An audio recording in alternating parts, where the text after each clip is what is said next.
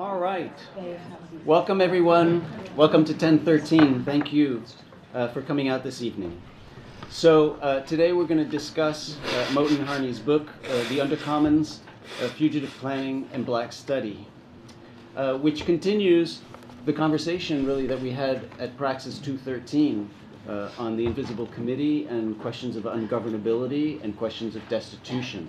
There are several strands that are going through the Praxis seminar this year, and they pick up on different conversations at different times. And this one really picks up on that second seminar we had.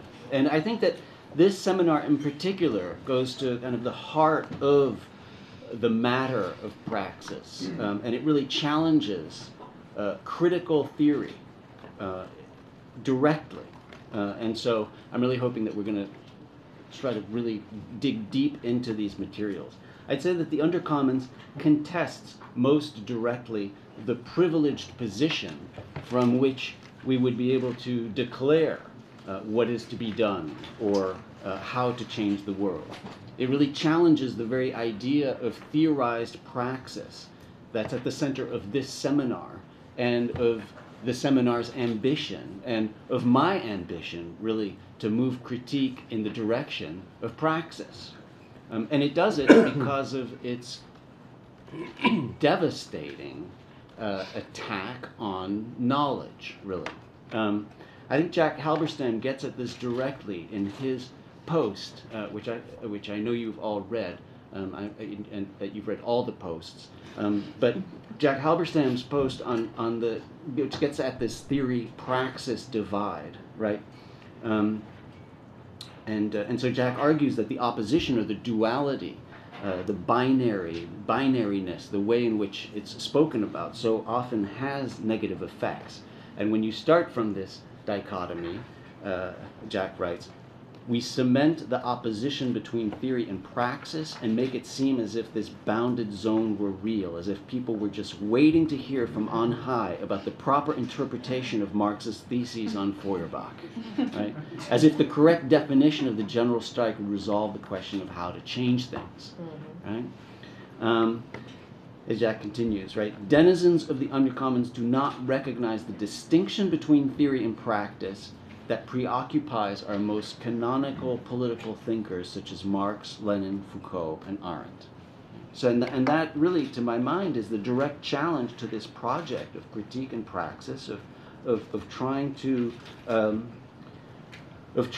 figure out what is to be done. It really challenges these questions of knowledge that are so complicated and dear to me. I mean, to put it very simply, you know, I'm wedded to an idea of regimes of truth, okay, and which challenges notions of the production of knowledge, but I'm wedded to that, right? And it itself is a production of knowledge.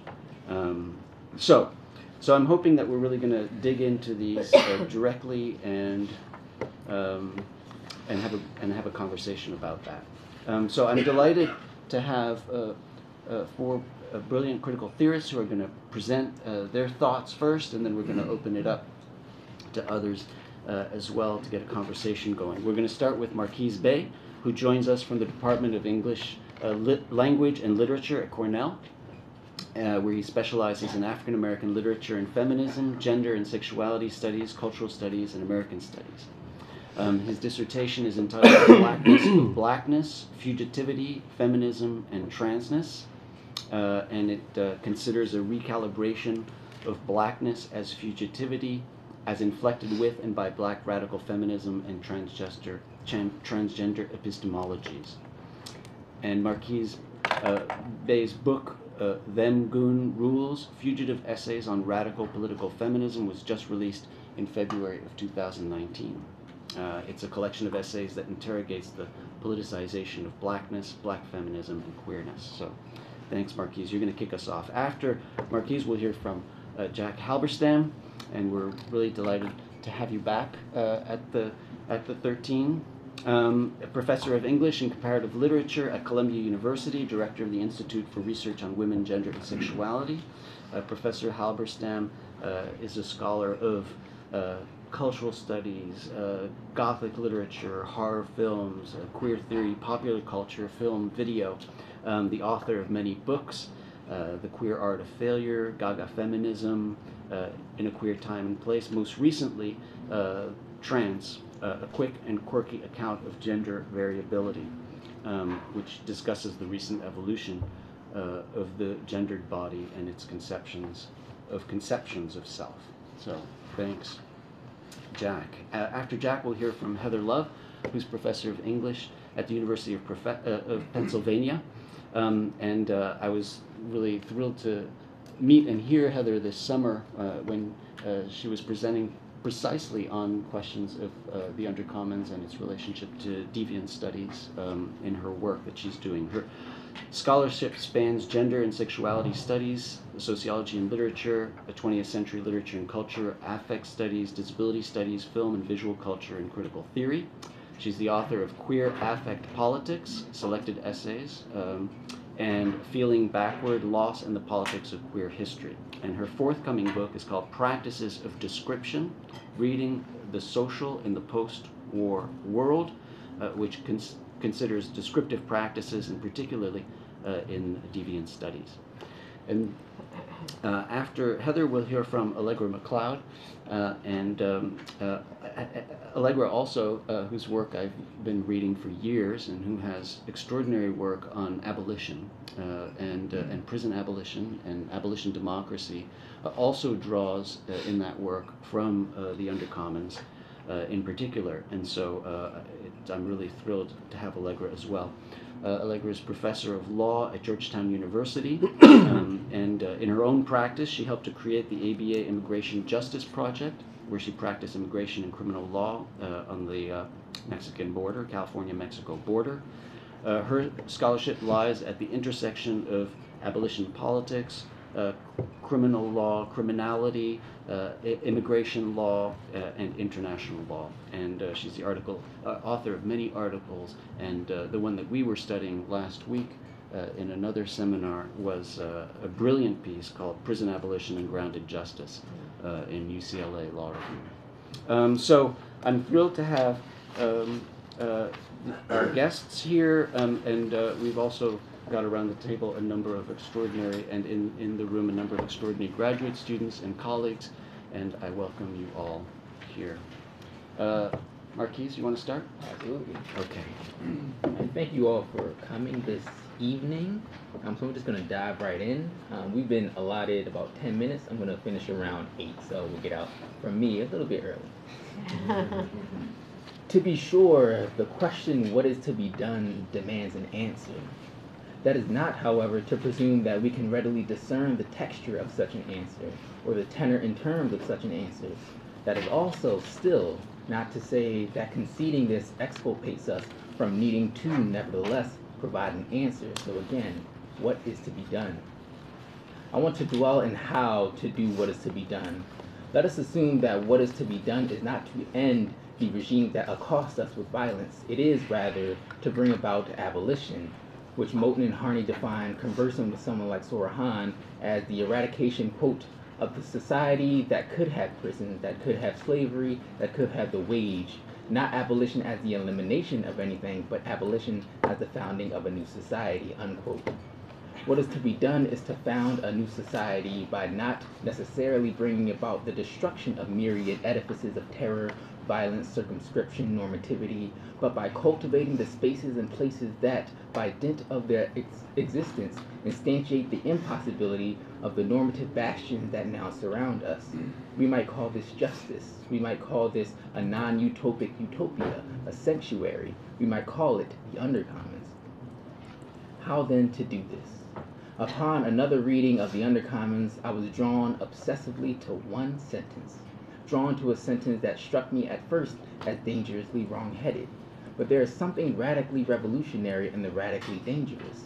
This might be another way of saying that the revolutionary, if it is indeed revolutionary, will always be dangerous. How could it not be? So the revolutionary call that Moten and Harney required, and that I've been obsessed with, is this. The Undercommons, quote, is unconditional, The doors swing open for refuge, even though it may let in police agents and destruction, unquote. As my grandmother might quip, what kind of foolishness is this? But foolishness it is not, precisely because the only ethical call that could possibly bring about the radical, revolutionary overturning we seek is one that does not discriminate nor develop criteria for inclusion and consequently exclusion.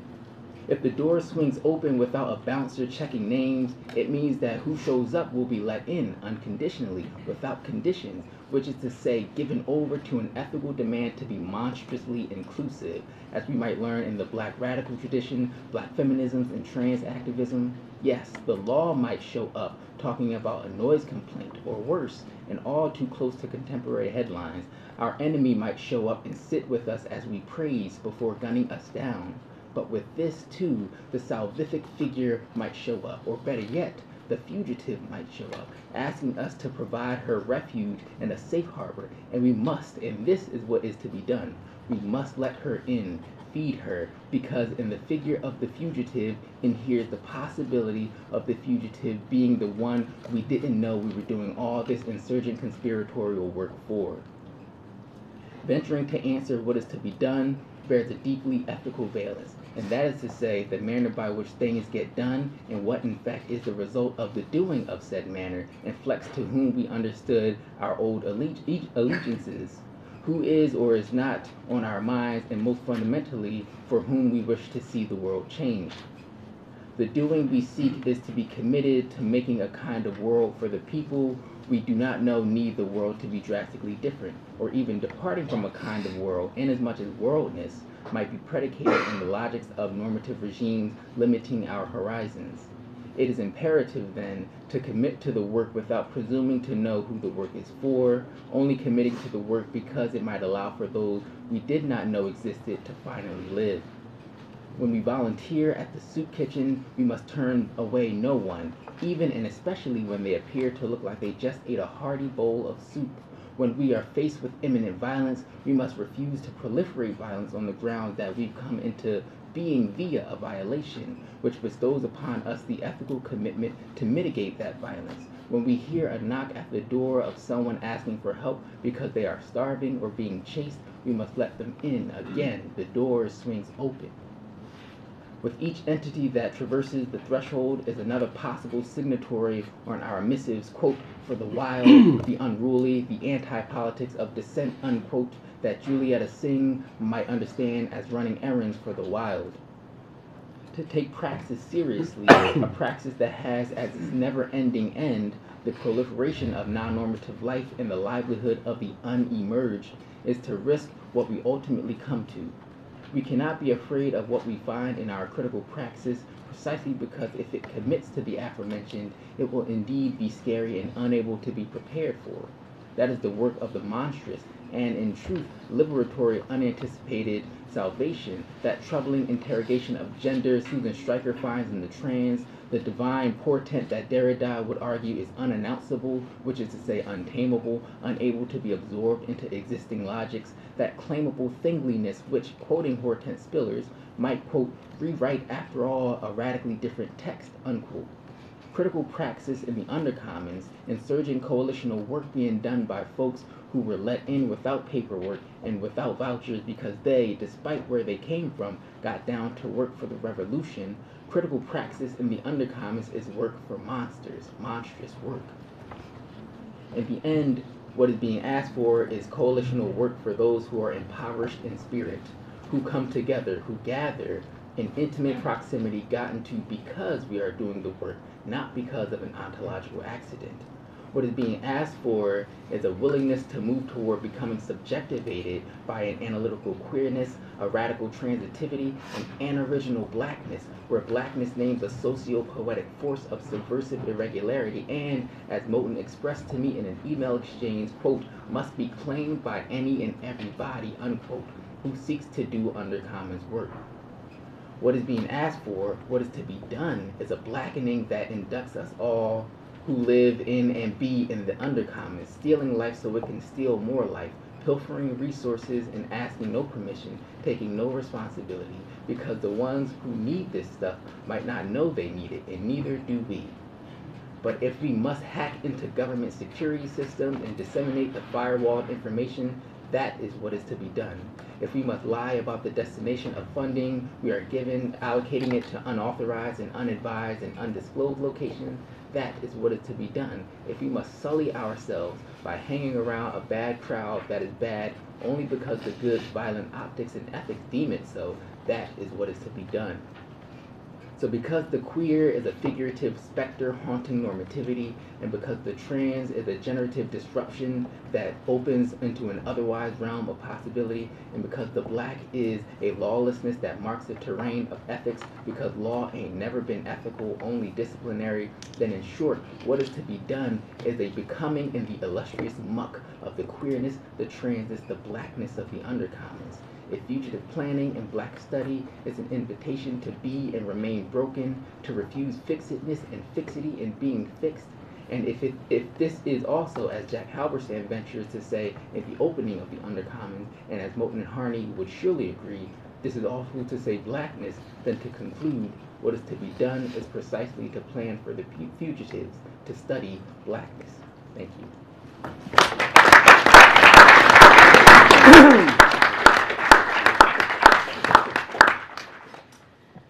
All right. Good evening, everybody. It's really nice to be here. It's great to have an opportunity to study, to use one of Moten and Harney's words with everyone in the room. I also do want to thank Bernard for his intellectual leadership, for committing to opening up a space every month for this kind of study that is not required of us, but that we show up for because we want to be here. So, it's because I really actually value this space that I offered a little critique in the blog that I wrote for this seminar. So a couple of the seminars that I've been to or that I've watched online have been in relationship to work that I was deeply committed to. And so then I was sort of sad or disappointed to see that a lot of the conversation about that work would involve critique, like heavy critique about what was wrong with the text, as opposed to maybe working with the text to produce new ideas together, or to not necessarily to even have an outcome, but to be together with a text that we make common cause with, right? So the one seminar that was like that was on the Invisible Committees now, and then there was a seminar last year that was on the coming insurrection, or the coming insurrection was one of the pieces that people were talking about. So I actually kind of want to return to the Invisible Committee, precisely because I'm interested in the reasons that it was rejected, and it may be that the reasons that the group that night rejected that manifesto is why I think that we have to go back to it, okay? Furthermore, if you read the Undercommons closely, one of the really loud critiques in that book is of what they call the critical academic. And if we're down with the Undercommons, and the Undercommons is a kind of a cult text that people pass around a lot, then presumably you come into this space, the space that's held open by the Undercommons, worrying about what it means to be an intellectual. And I think Bernard pointed to this in his post, and so that's at least something that I think we should talk about tonight. Why were the folks who read these other texts worried about them? I want to say something about that because, as I said, those are the reasons that I think we want to return to the text. So one of the reasons given for dismissing both the Invisible Committees, the coming insurrection last year, and the Invisible Committees now this year, was, it wasn't the reason, but it was added to the general sense that the text was naive, was that students love these texts. So I do not accept that text that students love, a text that we should be suspicious of, and I have a feeling that lots of people in this room do not accept that either. But that sense that if something is taken up by a particular group of young people, then it is almost by definition naive. I think we want to contest. And in fact, when I was quoting from Nikita's great post, they suggest at the end of their post that I can't remember your list of Undercommons type people, but young people might be much closer to an understanding of Praxis than the critical academics who show up to discuss it. And in their post, Nikita gives us all kinds of reasons for why we should study becoming ungovernable, and tells us about the various collectivities that seek to be ungovernable. And I'll return to that in a moment.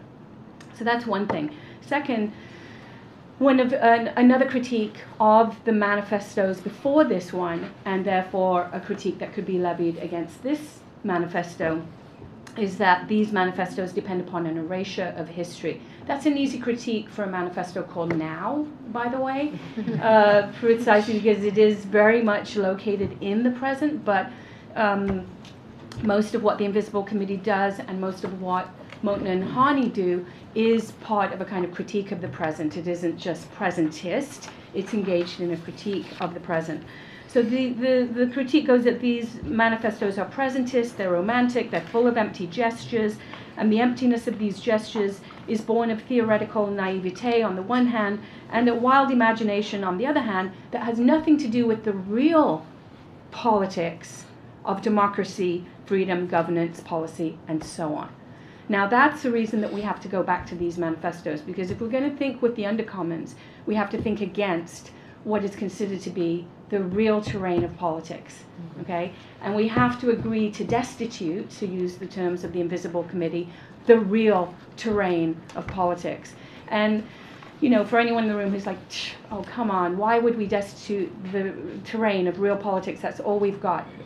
Okay, Trump versus Clinton, is that really the choice that we believe constitutes and the actual terrain upon which we want to fight the battle of theory versus praxis, or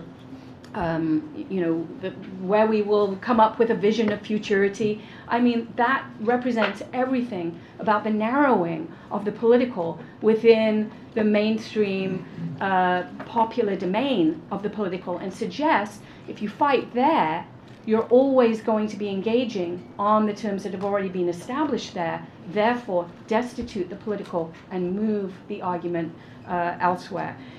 Moten and Harney are absolutely about destituting, and they will argue for the destitution of the political, the destitution of the university, and for, as Marquis just taught us, for the becoming, the Undercommons becoming as a kind of solidarity with something that they call blackness that can be accessed through study.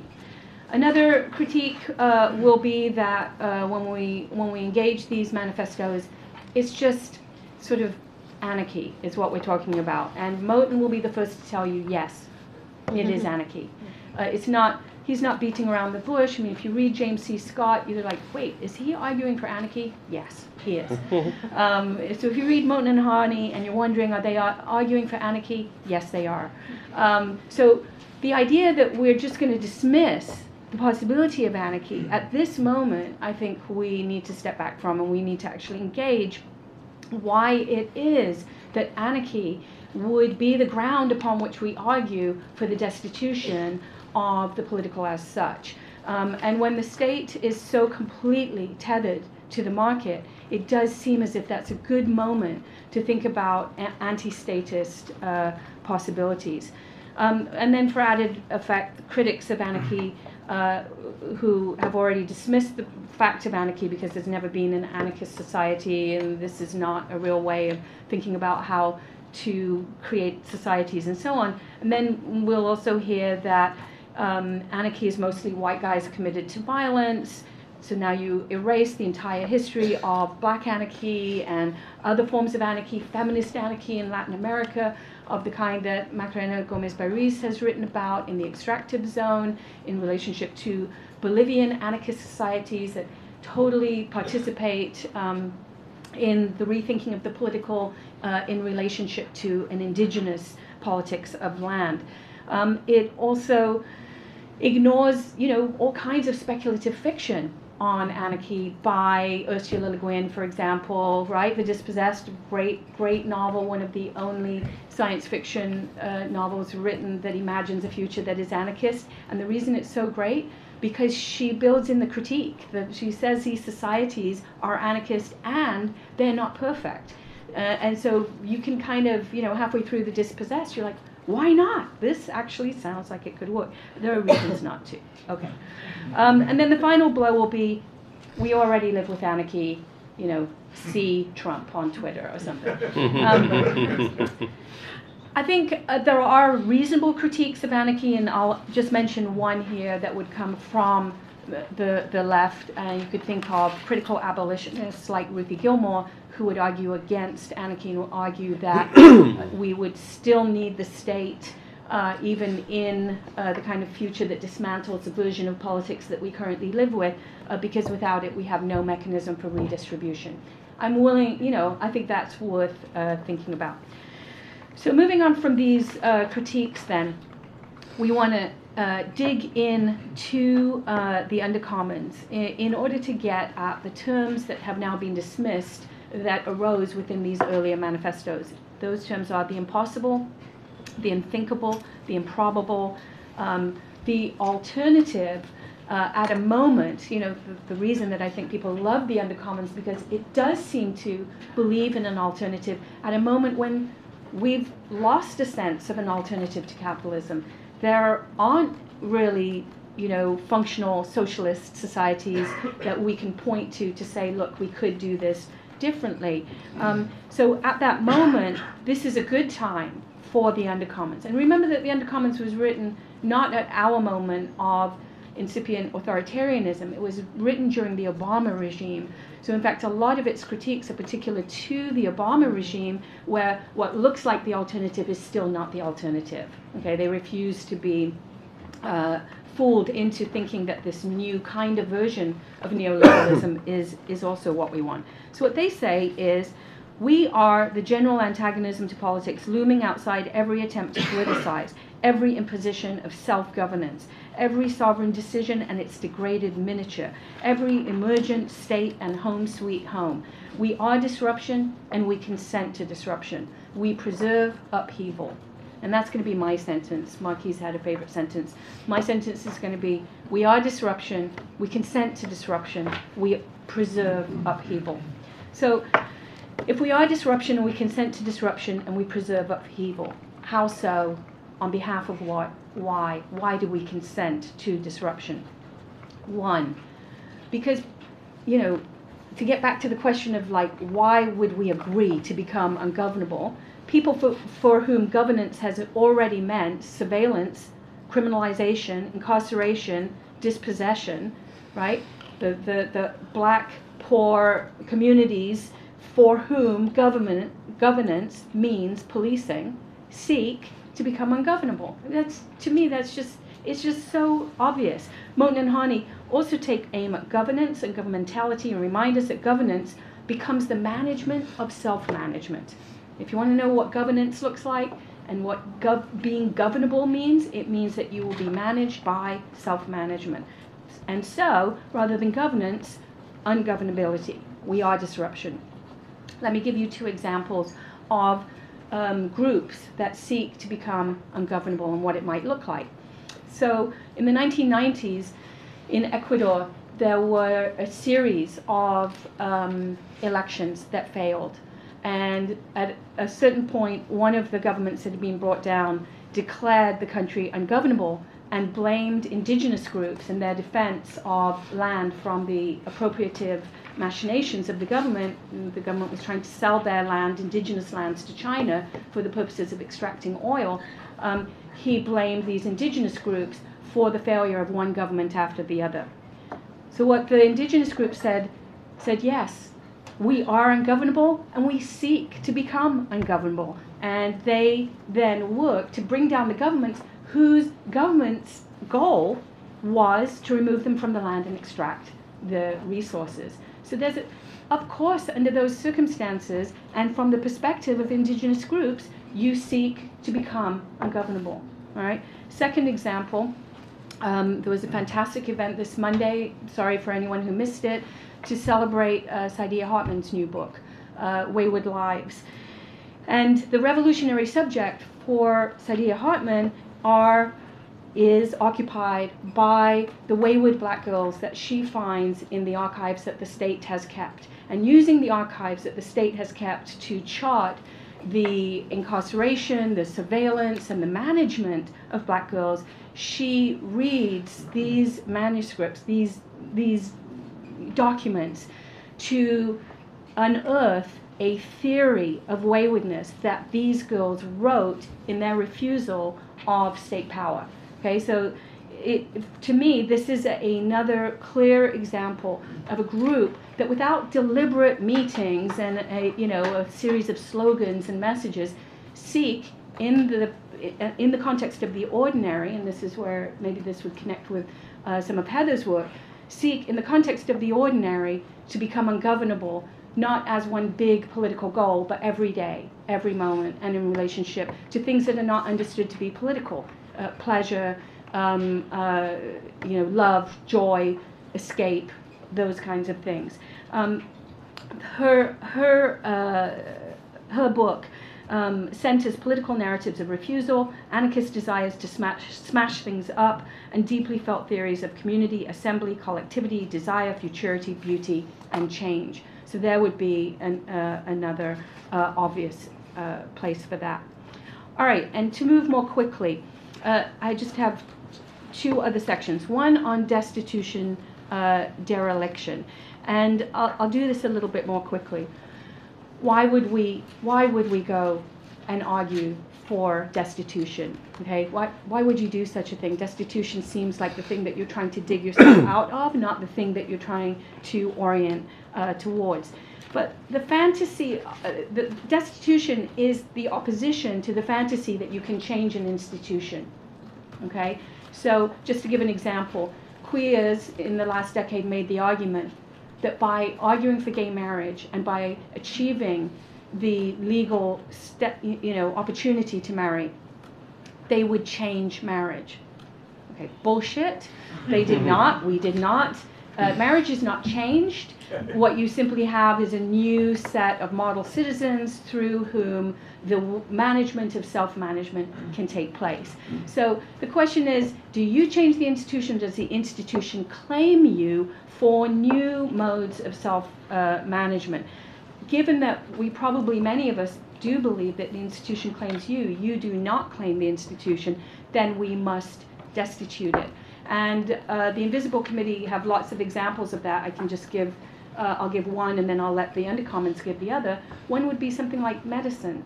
Well, we can't destitute medicine. We must destitute medicine, because medicine is not about healing people, right? Medicine is basically very high-level drug dealing, in which a doctor who's already being paid by a pharmaceutical company gives you very expensive drugs with some insurance scams put in play for good measure on behalf of not curing you but giving you medication.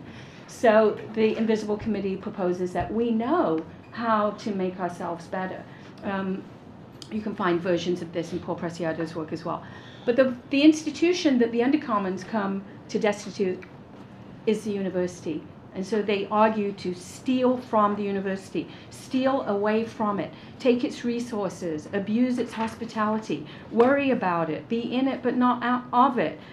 Find your way to places of refuge, places of black study. Leave it, they say, leave its methods. And the Invisible Committee say the same thing. They're like, why would we leave it? Because it's full of what they call academic zombies who are doing the work of the university as opposed to producing new forms of knowledge. And that's what Rancière calls the explicative method, where you designate some people as ignorant so that a professor can profess, right? And it's the professor who needs the university, not the so-called ignorant. Okay, so then they say derelict the political. We're already here, moving. We've been around. We're more than politics, more than settled, more than democratic. We surround democracy's false image in order to unsettle it. Every time it tries to enclose us in a decision, we're undecided. Every time it tries to represent our will, we're unwilling. So we will be undecided. We will be unwilling. What does it look like to derelict politics? I gave an example in my blog that I love so much that I'm going to say it again here, which was the presidential campaign of Joan Jett Black. How many people actually knew about that campaign? Yes, okay, a few of us. Joan Jett Black ran for president. She's a drag queen from the Bay Area. And she ran for president in 1992 under the slogan of Lick Bush, which is very popular. And then ran again in 1996, basically on the ticket of destitution. How so? She showed up at the Iowa primary and argued that people should not vote for her. They should not vote for anyone. And she said, a non-vote is a vote for me. So please don't vote. And 440,000 people in that election did not vote in the Iowa primary, and she declared a victory. Okay? So in the last election, I believe 55% of the population did not vote. That's a pretty good group. You know, that's a group you can do something with. And we all know why people don't vote. They might be ex-offenders. They might be in neighborhoods that have been gerrymandered. They might not be able to get there after work, etc. The whole system is rigged. Why vote? But not voting means something, and it means derelict democracy. Okay, so let me just conclude then with this piece on debt that Moten beautifully writes about at the end of the book, where he wants to offer instead of these investments, you know, the credit that we're supposed to ask for the university to give us, even when you take a class, you're supposed to ask for credit. They instead suggest that we should go not with credit, but with debt. Credit keeps track, debt forgets. Student debt, they say, is really student credit, a credit extended to the student in order to keep the student committed to the system that you came to confront and dispute. And you could think about, you know, credit as being the problem in relationship to a problem that we call homelessness. Okay? We don't have a problem with homelessness. We have a problem with homefulness, in which some people have too much real estate and some people have none. But notice how we apportion the blame to the people who have none, as opposed to the people who have changed the real estate market to the point that many people can have no part of it and only a few people can have some part of it. So we have to, that's why you have to go through the process of dereliction, is to find out where the actual fault lies, and only then can you actually change something, right? We are offered credit for our debt, say Moten and Harney. Our debt holds us together, so we are offered credit to bind us to the state, the bank, the university, the hospital. But the subject who finds their way out is a student debtor who decides not to graduate, and this is what they say. They study without an end, they plan without a pause, rebel without a policy, conserve without a patrimony. That is the argument for a particular kind of study.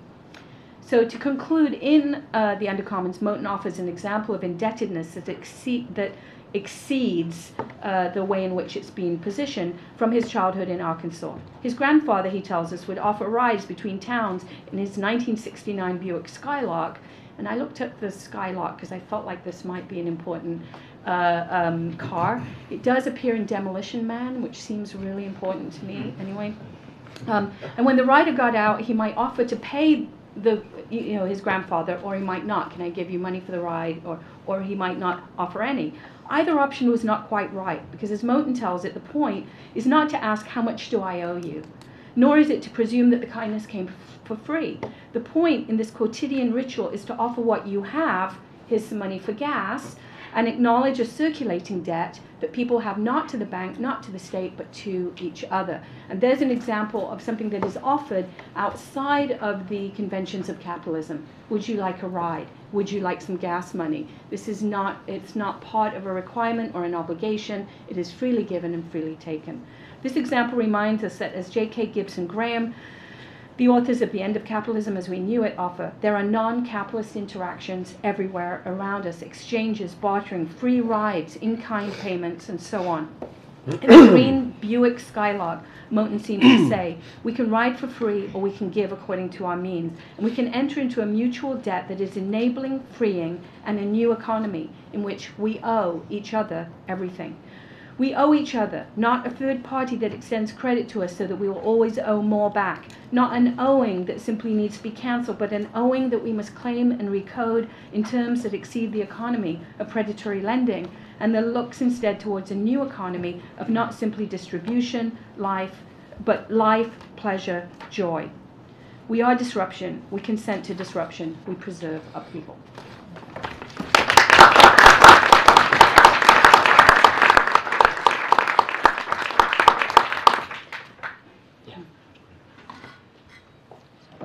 Thank you, guys.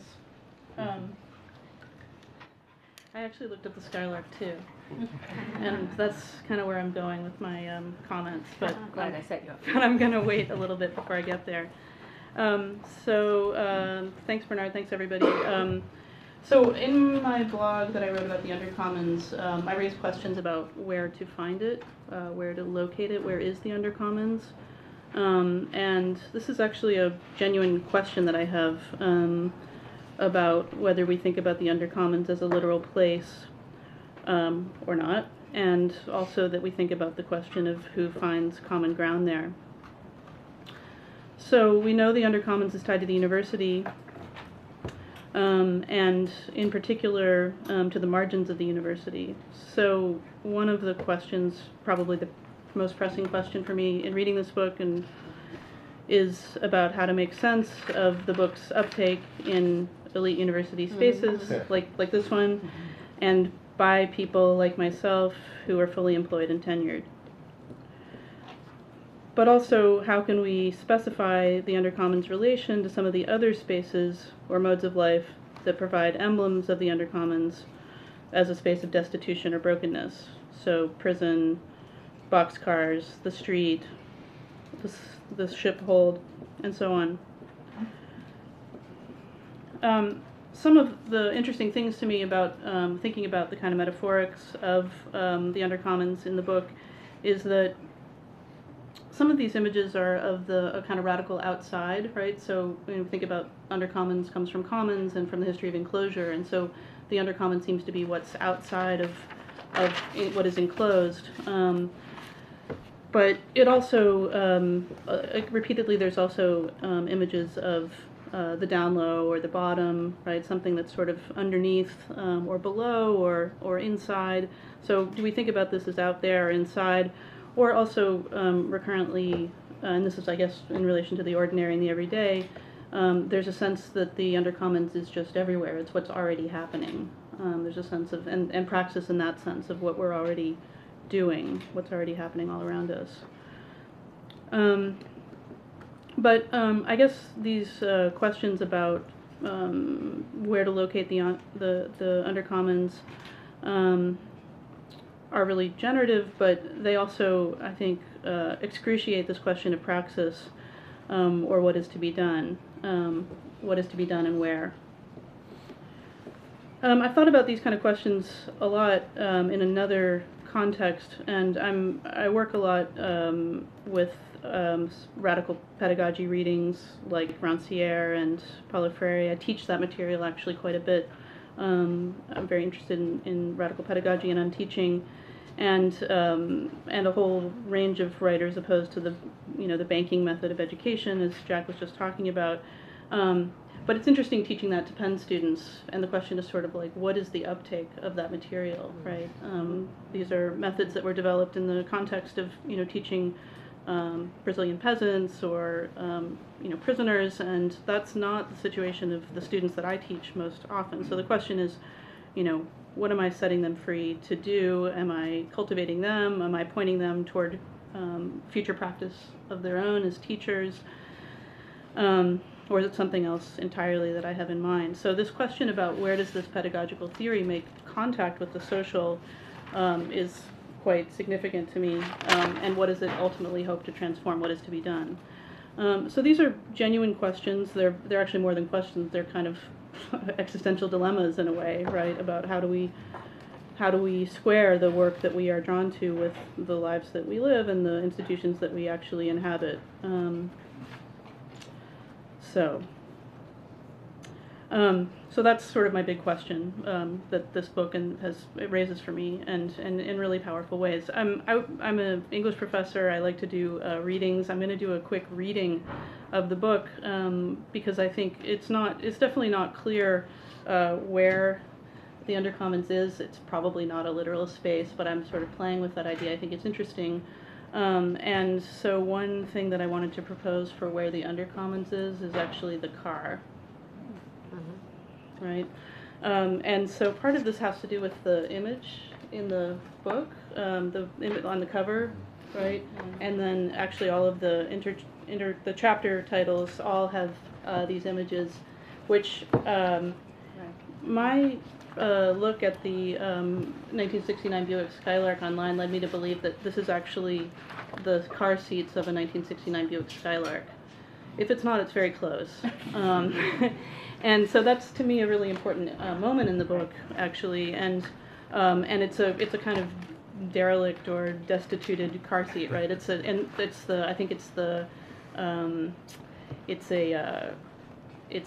a famous version of a convertible, and I think this is one that's been sort of left out to ruin, right? That's what we're looking at, as a kind of ruined 1969 Buick Skylark. So, the car's an interesting space. It's really private, right? It's this little capsule, but it also is about travel and can kind of, be open to the elements, as in this case. And there's sort of two anecdotes, actually, that I wanted to mention briefly. One is this utopian kind of moment from Fred Moten's Arkansas childhood, a kind of post-war moment of the rides freely given, this kind of contact with strangers outside of the context of capitalist exchange. And this is like I think a very utopian moment that kind of links up with some of the sort of jumping of freight kind of rhetoric that is also in the book. Fred Moten also tells a story in the general antagonism, in that final interview about driving around with his kids in the back seat, and he's talking about the imaginative games that his kids play, which they play all the time, and he's looking at them in the rearview mirror, and they say to him, "Dad, we have a box, and we're going to let you open this box, and if you open this box, you can enter." And I just wanted to kind of juxtapose these two moments, because I think, this sort of sense of the open road and the box, right, both of these are sort of ways that we can understand the Undercommons, but also there seems to be something really melancholic about this kind of image of a sort of on the road kind of contact turned into a kind of familial scene where the openness of that moment is about the imagination. It's actually inside the box and inside the family. And I think there is a kind of narrative about privatization there, and about kind of what happens to these sort of this sort of American dream about taking to the roads into a kind of familial scene, which is also utopian, but in a quite different way. And so I guess I was just going to offer a reading of these ruined car seats of the Buick Skylark as a sort of, as a kind of speculative imaginary of what else might have happened to that car, right? If it hadn't been sort of turned into this kind of private family space, but it actually just stayed on the road, right? So anyway, it's just sort of one track through the book. Because I find myself trying to figure out how to kind of situate this book and really situate it into my own experience of the university among other institutions, and my own investments, I guess, which is probably clear. Okay, thanks.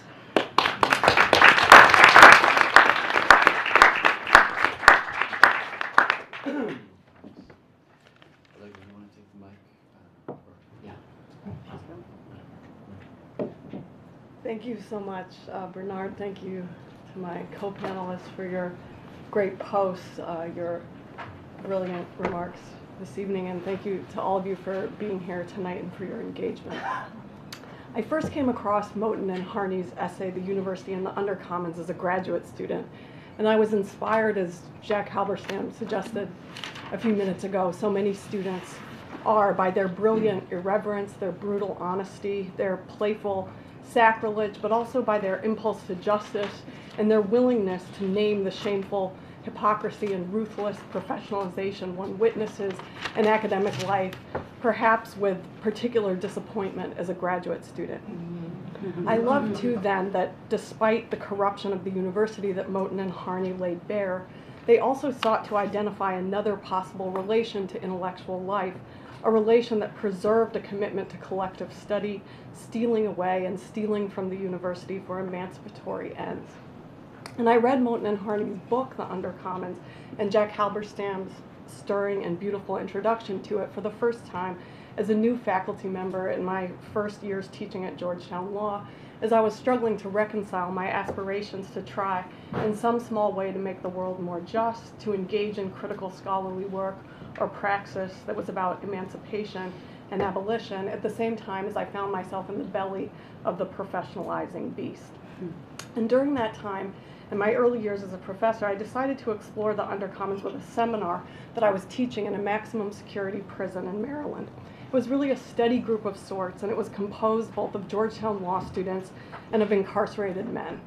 All of the incarcerated men in the seminar had been sentenced to life in prison as adolescents, many in their teenage years, and most were now in their 40s or 50s, some in their 60s and 70s. And the incarcerated members of the seminar had been organizing for years in Maryland's prisons to end life sentences or death in prison sentences, engaging in subversive intellectual work, carrying on myriad study groups in the Black radical tradition, conducting other outreach efforts, and they'd invited the rest of us to join them.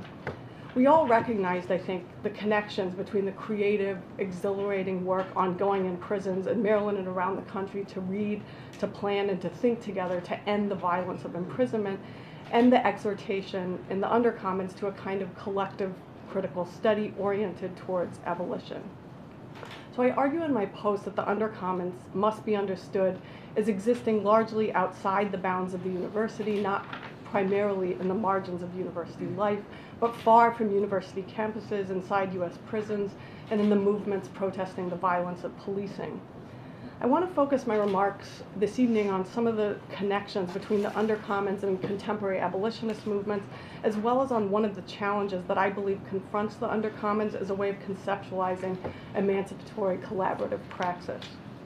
Moten and Harney write, as I explore in my post, that, quote, perhaps it's necessary finally to see that the university produces incarceration as the product of its negligence. Perhaps there's another relation between the university and the prison, beyond simple opposition or family resemblance, that the Undercommons reserves as the object and inhabitation of another abolitionism. But what precisely is this relation between the university and the prison that might become the object of abolitionist efforts? In my post, I explained that I, along, I think, with Moten and Harney, understand abolition to be connected to the centuries-long struggles against slavery and its afterlives, against racialized penal control in the present, against the legally rationalized theft that occurs daily through mainstream economic practices that some refer to as racial capitalism. And one crucial project for contemporary abolitionists involves exposing and denaturalizing the categories of crime and punishment, revealing how much of the work criminal law enforcement does involves criminal torture, the criminalization of acts of survival, while overlooking entirely much of the criminality of the existing social order, one in which, for example, the wealthiest 8 men on Earth own as much as half of the human beings on this planet, and in which vicious sexual assaults are misdescribed as strip or body cavity searches or stop and frisk that are perpetrated every hour in jails, prisons, and on the streets. This critical work involves what abolitionist philosopher Lisa Gunter describes as the collective resistance and revolution at the scene of crime itself, as I elaborate on in my post. A poem circulated among abolitionist circles in U.S. prisons and attributed by Jalil Muntaqim and Joy James to an anonymous 18th century poet puts the idea like this: the law will punish a man or woman who steals the goose from the commons, but lets the greater robber loose, who steals the commons from the goose. Part of Moten and Harney's conceptualization of the relation between the university and the prison concerns, I believe, this holding in place of societal myths and structures about deservingness and blame, criminalizing certain vulnerable subjects while rendering innocent pervasive forms of racial violence and dispossession. University prison education programs often epitomize this myth-making, as Erica Miners has powerfully exposed on her work on college and prison programs, which purport to offer knowledge and moralizing values by sharing resources from the university with those in prison who are understood to suffer from a deficit of these capacities. So in our work together and our engagement of the Undercommons in our study group in prison in Maryland, we sought to expose and undo this relation precisely, to take on these powerfully false conceptions towards abolitionist ends. But of utmost importance to the incarcerated participants was that a revolution at the scene of crime itself not be disconnected from reckoning with interpersonal harm, reckoning with violence, and insisting upon accountability and active amends. What's sometimes described as transformative justice involves an attempt to reckon honestly with violence without turning to prisons and police. In other words, while identifying head-on the injustice of caging human beings and the immiseration wrought by other penal measures, abolitionists work to create material and meaningful ways of relating to one another in order to come to terms with the wounds we've perpetrated against each other and that we continue to inflict. For example, inside and outside Maryland's prisons, our group engaged with Project Emancipation Now, which is organized by incarcerated and formerly incarcerated people, as described by Craig Muhammad, one of the incarcerated members of our group, in his published work. Project Emancipation Now helps through a cooperative model to address the root causes of interpersonal harm, bringing in those who have perpetrated and survived harm together to imagine how to continue to live in what the Undercommons refers to as brokenness, but also how to work at one and the same time to transform our shared world, to provide sustainable livelihoods, to support cooperative ownership ventures, to take over abandoned structures, particularly in Baltimore, to convert those structures to community spaces where people can come together to study and imagine what it means to realize accountability and active amends. So this is work that's ongoing inside and outside of prisons and abolitionist circles, creating pathways for accountability, to democratize political economy institutions, to make dignified work, to plan for participatory budgeting. And these efforts, both to reckon with violence and to create transformative spaces and relations to overcome it, are an important site, I think, of contemporary radical praxis. Let me turn now, though, to a challenge that arose for me in the course of the seminar in prison, and that I believe constitutes an important, insufficiently addressed obstacle for the Undercommons and for abolitionists. In engaging the Undercommons, our group spent considerable time thinking through a provocation that is foundational to the text and that's captured powerfully in Jack Halberstam's introduction, The Wild Beyond. So the passage reads, "The mission, then, for the denizens of the Undercommons is to recognize that when you seek to make things better, you're not just doing it for the other, you must also be doing it for yourself. While men may think they're being sensitive by turning to feminism, while white people may think they're being right on by opposing racism, no one will really be able to embrace the mission of tearing this shit down until they realize that the structures they oppose are not only bad for some of us, they're bad for all of us." Or as Moten puts it, "The coalition emerges out of your recognition that it's fucked up for you in the same way that you've already recognized that it's fucked up for us. I don't need your help, I just need you to recognize that this shit is killing you too, however much more softly." Another way of thinking about this is offered by Lisa Gunter, again in her writings on solidarity movements between people inside and outside of prisons, in which she suggests that the challenge is to become accomplices rather than allies. But I think this urge to be together in the Undercommons may obscure important material differences, and in so doing inhibit rather than facilitate, at least at times, ways of actually working together, thinking together towards abolition, or as Moten and Harney suggest, towards founding a new society. In our work together in this group in prison, for instance, we thought about debt in Moten and Harney's terms, and about the very real material difference between the debt students were amassing, which they experienced as tremendously constraining in their lives, and the greater debts under which the families of the incarcerated men in the group struggled, and the fact that the students' debts paid my overly generous salary. Ultimately, prison administrators became angered by something that occurred in one of the study groups. They didn't identify what or provide a reasoned explanation as is characteristic of prison decision-making, but all collaborative efforts between students and prisoners were canceled. Faculty and students from outside were forbidden to enter the prison. Some of us nonetheless found ways to continue our collaborations, but to understand our work as in common purpose in any uncomplicated sense for ourselves rather than for the other, in the register of accomplices rather than allies, presented ever more of a challenge even for those of us with family and loved ones who are incarcerated. So how to work together across these, and especially across other, even more profound lines of difference. This is a challenge I believe that the framework of the Undercommons may at times oversimplify in its readiness to identify as truly subversive certain of the spaces and relations we are already in. The abolitionist writer and thinker Miriam Kaba suggests one potentially productive way to approach this challenge is through a project of collective study and historical recovery of moments in the past, or perhaps in the present, when interracial cross-class coalitions emerged to radically transform our world in material, emancipatory, and more just directions. Kaba focuses particularly on the Underground Railroad as one such historical example, but we could surely think of others. I think we might understand that project of realizing genuinely mutual solidarity and an honest confrontation with the substantial obstacles to becoming accomplices in the term the Undercommons rightfully wants is a further crucial site for abolitionist praxis and as essential to addressing the question that animates this seminar, that is, what is to be done. Thank you. Now,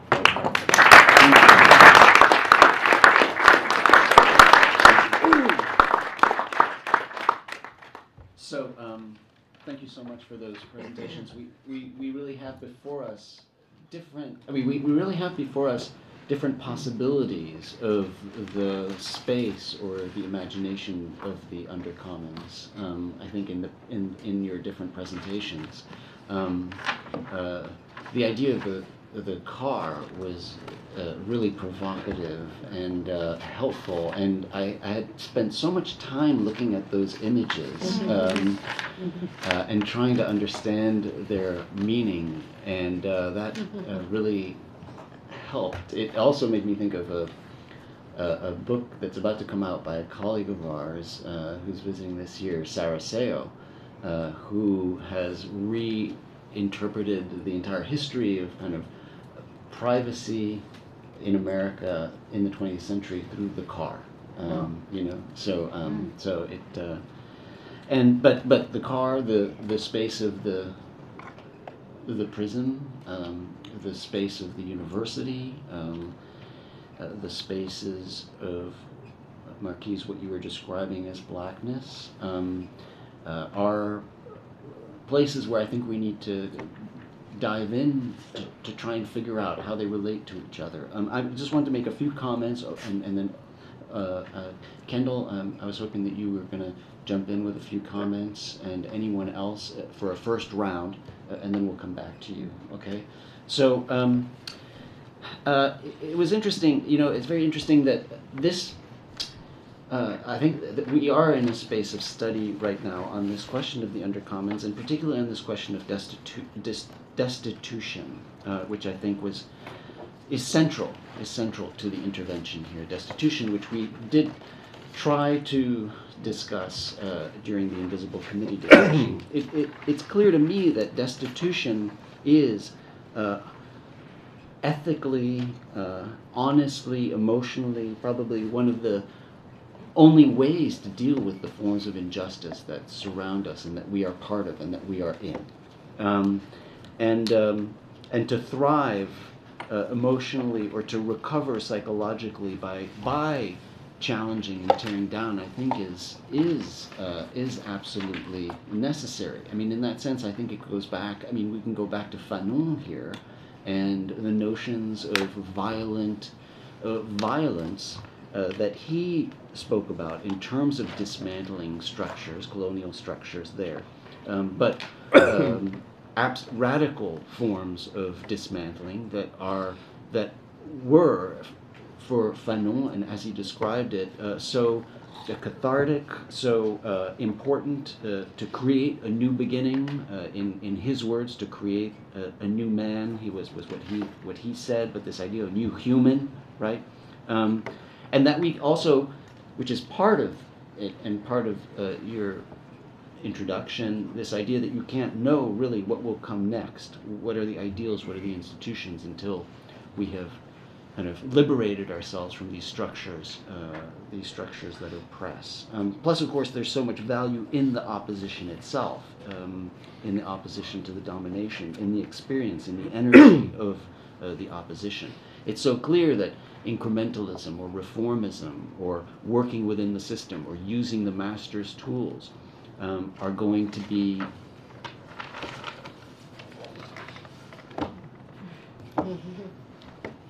not where the action is, right? You get co-opted inside. You get co-opted by the power itself as we kind of become in the university. Those of us who get the prizes of tenure, etc. So there have to be these acts of dismantling, it seems to me, and there have been these acts of dismantling without the foresight. Tearing down the Berlin Wall without knowing what was going to happen. Tearing down before knowing what will follow.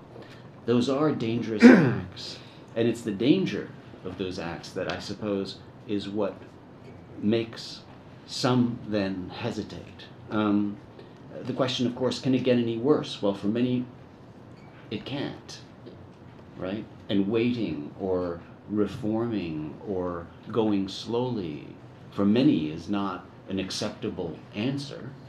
But the question, and in some contexts, particularly in the prison context, I would say, where abolition is a necessity, and there will be spaces, it seems, that there is no viable alternative. The university is a particularly challenging space, but I was having a conversation with a friend and colleague, Steve Sawyer, about this, and he was talking about this, this post-68 effort, for instance, at Vincennes to have an experimental university, or to create a model.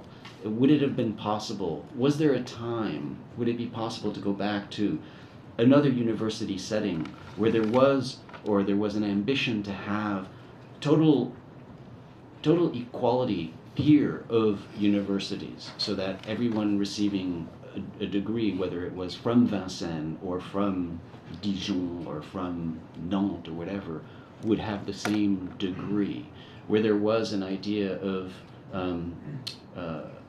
reducing differences in the instructional positions, of having functionaries, civil servants, doing work, instruction, so that we don't have the unpaid or the poorly paid adjuncts, etc. There was a time, there were spaces where there were aspirations towards a different kind of university.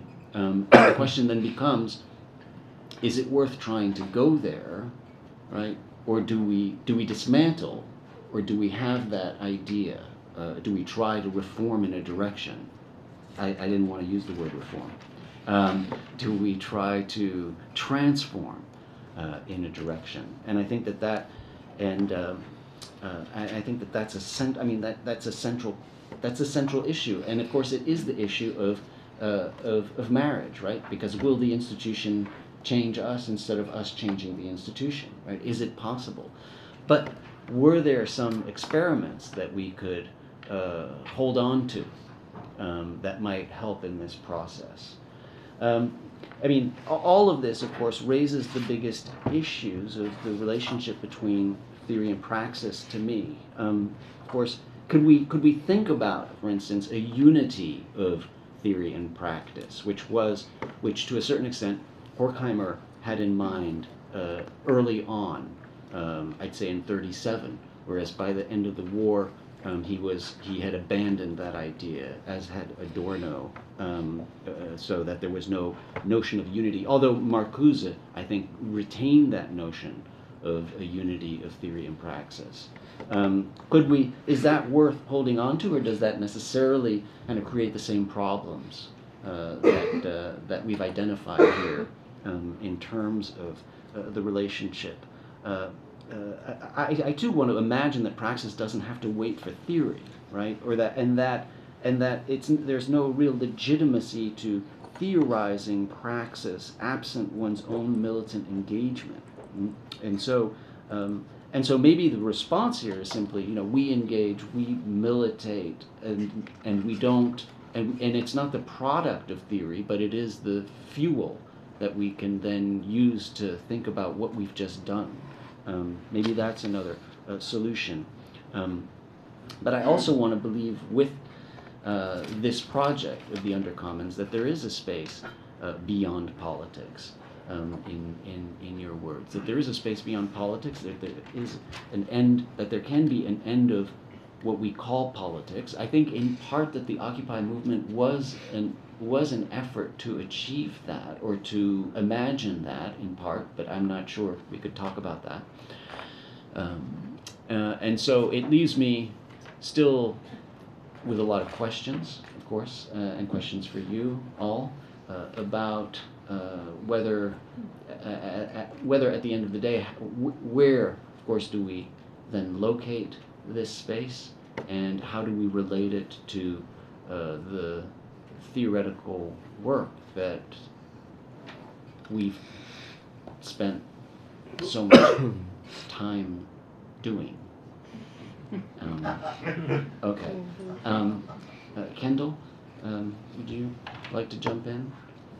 Sure. With one of those. Do I need a mic? Yeah, please do. Because you're recording. Yes. Thank you. Well, I'm very eager to hear the conversation, so I'll try to be brief.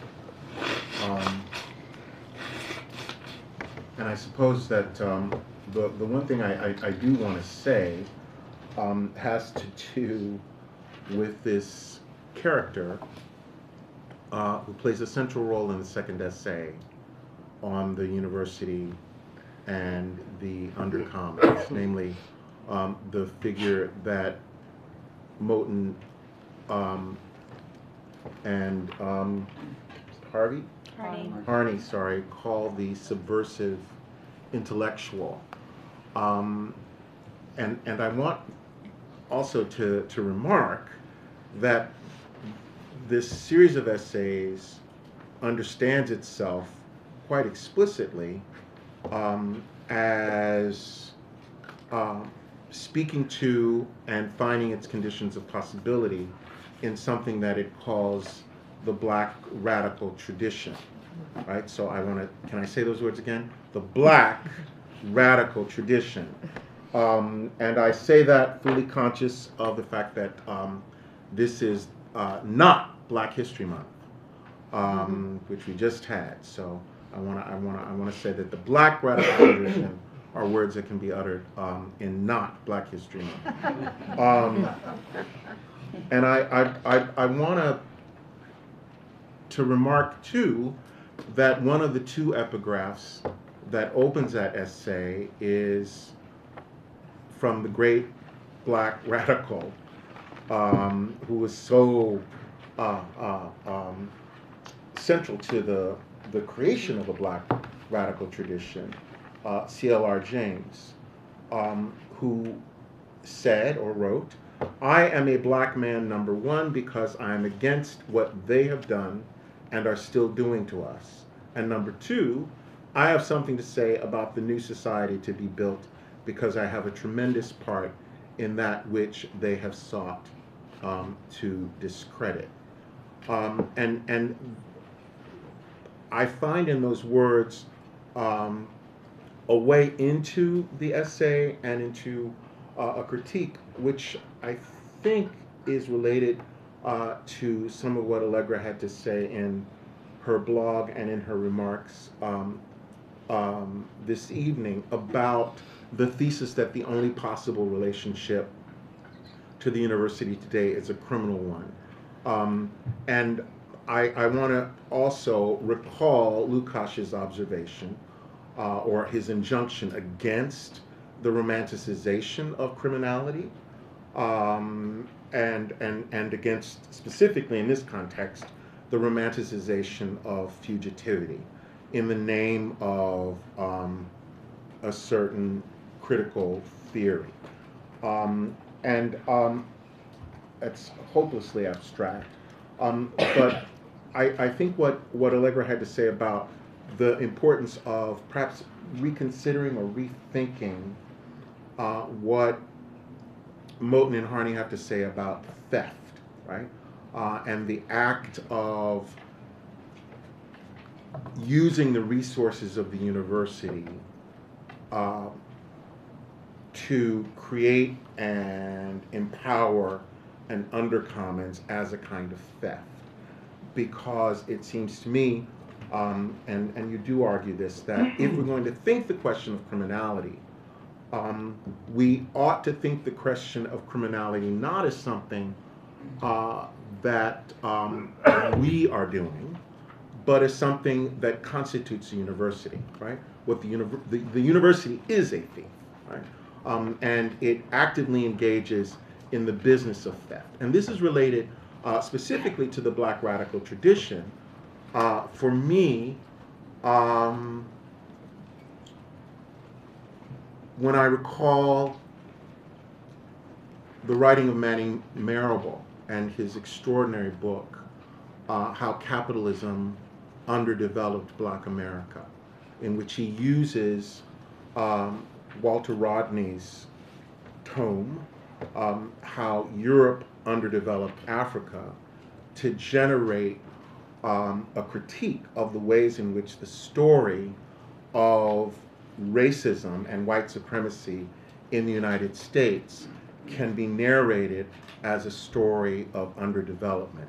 And he connects that thesis to other work, for example, The Miseducation of the Negro, which tells the story of the ways in which the education of the Negro in the United States can be narrated as a story of structured and the deliberate production of illiteracy, right?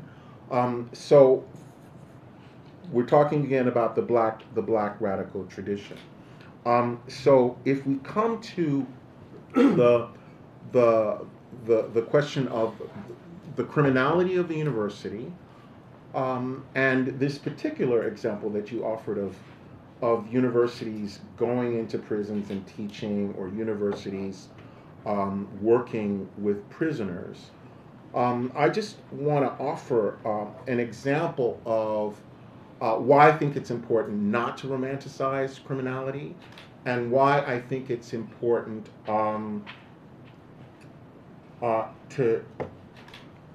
to see the relationship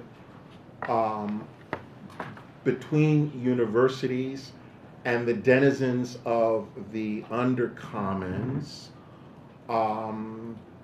as one which is not simply about the university maintaining through a reform an unjust status quo, is some work that grows directly out of a movement that originated in prisons, which has been brought into the life of the university, in which I'm involved. A couple of weeks ago at the forum here on campus, there was an afternoon-long discussion that brought together intellectuals, activists, formerly incarcerated people, people in the not-for-profit sector, to talk about how to start a campaign, an educational campaign, around the 13th Amendment's exceptions clause. That's the language in the 13th Amendment to the U.S. Constitution that forbids slavery or involuntary servitude except as punishment for a crime of which an individual has been duly convicted, right? So it is the foundation for the modern institution of prison slavery. And I've been working with Flores Forbes, who served 10 years in prison as a result of his involvement with the armed wing of the Black Panther Party, and Mikhail DeVoe, who served 25 years in prison. Both of these brothers studied while they were in prison, and they went on to get BAs and graduate degrees. Mikhail has a PhD, Flores has a master's degree. And I don't know that they consider themselves to be denizens of the Undercommons. And I don't know that they're particularly interested in stealing from the university or being seen as engaged in any way in an enterprise that defines their relationship to the university as a criminal one. But I think the work that they're doing is important, right? And I want to offer that up, whether or not one sees it as part of the Undercommons, as a continuation of the black radical tradition to which Moten and Harney are addressing not just the essay on the university and the Undercommons, but the entirety of their book. And it's connected, this work, on abolishing or repealing the punishments clause of the 13th Amendment. It's connected directly to the kinds of work that is going on in prisons, right? Think, for example, of the prison strikes that took place in the United States and in Canada last year. Think, for example, of the writing of the brother Kevin Rashid Johnson, right, who's in solitary confinement, who says, "I've always refused to perform labor inside prison ever since I was convicted of murder in 1990 when I was 18 years old. I see prison labor as slave labor that still exists in the United States in 2018. In fact, slavery never ended in this country." So the history of slavery in this analysis is unfinished, to use the words of Matheson, whom you quote in your blog. So this kind of work, it seems to me, which associates itself with the black radical tradition in the university, that is in conversation with, in partnership, if I can use that word, with people who understand themselves to be not just prisoners, but incarcerated workers, seems to me important. I don't know, frankly, whether these folks who are in prison would read the Undercommons and find in the Undercommons a set of terms, a framework, an analysis for understanding the abolitionist work that they're doing, or centering education as a radical practice, as a black radical practice within the university and within the prison. But I should like to think that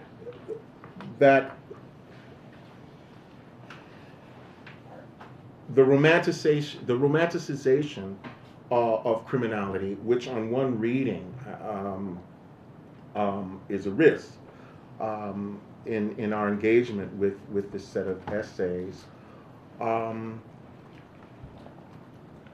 can be engaged in a way that does not dismiss the possibilities of partnership, both with these folks who are incarcerated workers and with formerly incarcerated people who are in universities today, right? So what I've just said, as I'm saying, it strikes me as woefully inadequate. But again, I want to center this notion of the black radical tradition as a way, at least for me, to get my bearings in this really dense and on some level, for me at least, inscrutable and often confusing text. And to caution again that in thinking about the relationship between the university and the prison, we avoid both the romanticization of criminality and the romanticization of a fugitivity, which can only see itself as inhabiting the space that is located at the margins of the university or outside the university. I mean, we can be in the university, and this is their own phrase, in the university, but not of it, by and through our practice, and through the ways in which we theorize that practice as not being constrained by or confined by the architecture of the university, and see the university as an open space. It's not the whole, right? The whole that the university tries to be is false for those of us who understand ourselves as subversive intellectuals, and who understand both our intellectual practice and our political practice, and the communities that inform both our intellectual practice and our political practice as not being reducible to those who are members formally of the university. I hope that's helpful in some way. Yeah, no, very much. So I see Marianne and Daniela. So you want to, and then Nikita, and then we'll come back to the panel. How about that? And then we'll go for another round. Okay. So thank you, and I'm really glad to be speaking right after Kendall. Sometimes you have to sort of wait and then you lose your point. But you know, it may be just too obvious to say that. Here we are sitting around this table, some of us with name tags. You've authorized us to speak by already announcing that they're brilliant people. You've named people's credentials. And so, you know, this is actually being of the university. And so what is the status of these critical enunciations in this particular space? What can happen here? And so I guess I want to offer, you know, so first I was thinking, you know, maybe we should, how do we destitute this and start again?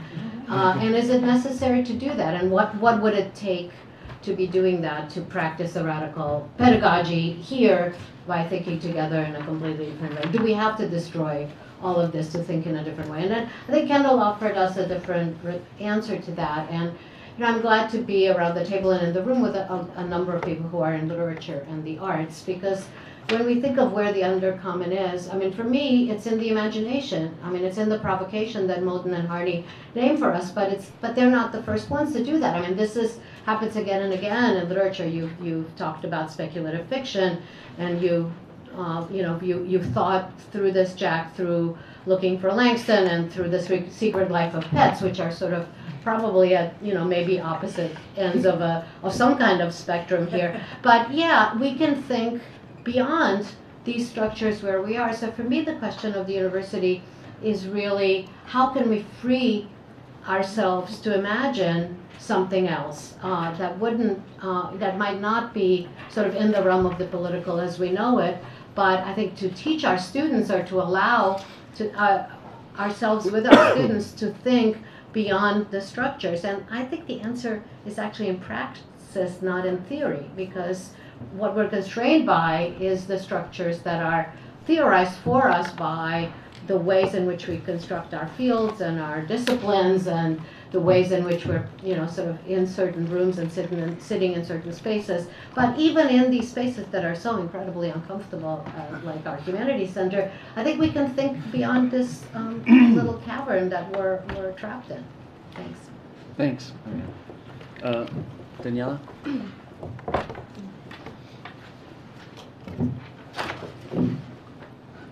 Thank you. I wanted to say a few words because my colleague Suleika Ayub back there and I spent a lot of time of thinking about the question of theory and praxis, also because we are about to teach if we are lucky enough to get a job. So we want to think about what it means and what can be done. In a piece that is also uploaded as a blog entry, we were thinking about what it means. We were also thinking about space in the Undercommons, and we were thinking, Suleika is an architect, and we were also thinking about what is thought. And for us, in order to destitute the university, perhaps we would suggest to also think about a destitution of a mode of thinking that is, a repetition of not to say they ever same concept, but that is not questioning what lies underneath these concepts, what conditions thought, or what conditions what it means to think and who can think. So that might be also another way of seeing theory and practice. Can we make different modes of thought possible that would allow us not to apply concepts, for example, but to introduce difference and something new, and to think in and with difference and differently also. And this kind of theory, at least as we thought when we thought it through, sitting in cafes or talking to our colleagues or to our professors, would be a way of thinking that is embodied, always embodied and situated, but then also in relationality, also in relation to life and precariousness and different forms of precariousness. What does it matter to think, and how can it matter? Why would we think about certain ideas if there's not any relation to life or lived presence? And this is for us, as Zuleika also suggested, the space or the place in the Undercommons, and why thinking should not take a place as an institution, but can be thought outside of institutions and patterns of, patterns of thought and ways of repeating concepts and ideas. And that for us cannot be dialectical, but has to be just, open, risky, and that might be an idea to approach the destitution of the university and of thought, for example. Thank you, Daniela. Can you use that one right there? Yeah. I'm sorry, I have to have my back to all of you. Yeah. So this text has this way with words, where these words like democracy and politics and debt are being used in such different ways than I'm used to. And the one that I wanted to reflect on is determination, which for me in my sort of radical vocabulary, self-determination has always been a pretty key concept, but this offered me a really different way to think about it in terms of this call to give the lie to our own determination, saying that we owe each other the indeterminate. And so I've been trying to think about that in the context of what determination means in terms of fixedness or fixity, and coming to the question that's been brought up about the relationship between the university and the prison. Maybe we might think about the university and the prison as the carrot and the stick of the regime of determination. Looked at it from a certain angle, these are sort of opposites, where the prison forecloses futures and the university opens futures. Whereas from the logic that I think the text suggests of determination, if prison is a space where determination is entirely externally imposed, and the university is where, as they put it, the university process is intended to form us into properly self-determined, self-possessing subjects, that the continuity between these is in fixing us in a certain relationship to institutions and discourses and identities and things like that, that ultimately functions to render us legible. And I think about that in concrete terms, in terms of why I'm at this table right now. So like Columbia's PhD application doesn't do a criminal background check. And when I applied to be a student here, I had 8 pending felony charges as a result of protests against Trump in the first day of his administration. And so I got rejected from schools that had criminal background checks. But thanks, y'all, for not doing that. And thanks to all the people whose hard work, I imagine, resulted in that being the case. So it feels very, very concrete in terms of what's at stake. So what does this mean in terms of praxis? This critique of determination as it's in here. Well, I think it has really palpable implications. So picking up off a theme from Jack's, do we promote same-sex marriage, or do we promote an idea of totally taking the state out of the regulation of our intimate lives, and instead insisting on universal access to all of the things through which marriage benefits are routed? When we think about sex work, do we think about legalization and regulation, or do we think about decriminalization and focusing on the violence engendered by SESTA and FOSTA and the discourses of that are going on with that. When we think about the police killings of black folks, do we think about innocence as determined through this assemblage of data points around sobriety and employment and being unarmed and having a certain role in a heterosexual family? Or following Jackie Wang, do we think about being against innocence and valorizing the what links us in terms of our unknowability and our fugitivity and things like that, opacity maybe. So so I guess like thinking about who are the denizens of the undercommons in this sense. This critique of determination to me says that the denizens of the undercommons are not a list of identity groups, but an indeterminate collectivity that, as Marquis was saying, like this like unconditional open door that can be terrifying, can be monstrous. As Allegra was saying, of accomplices, not sort of identity contingent allies, but accomplices who have shared aspirations to freedom, who would prefer to remain broken rather than being fixed in a form of fixity that traps us in these ways. So, thanks. Thank you. So maybe we'll get a first round of thoughts and reactions. Marquis, you want to start us off? Yeah. It's a lot. This is a lot.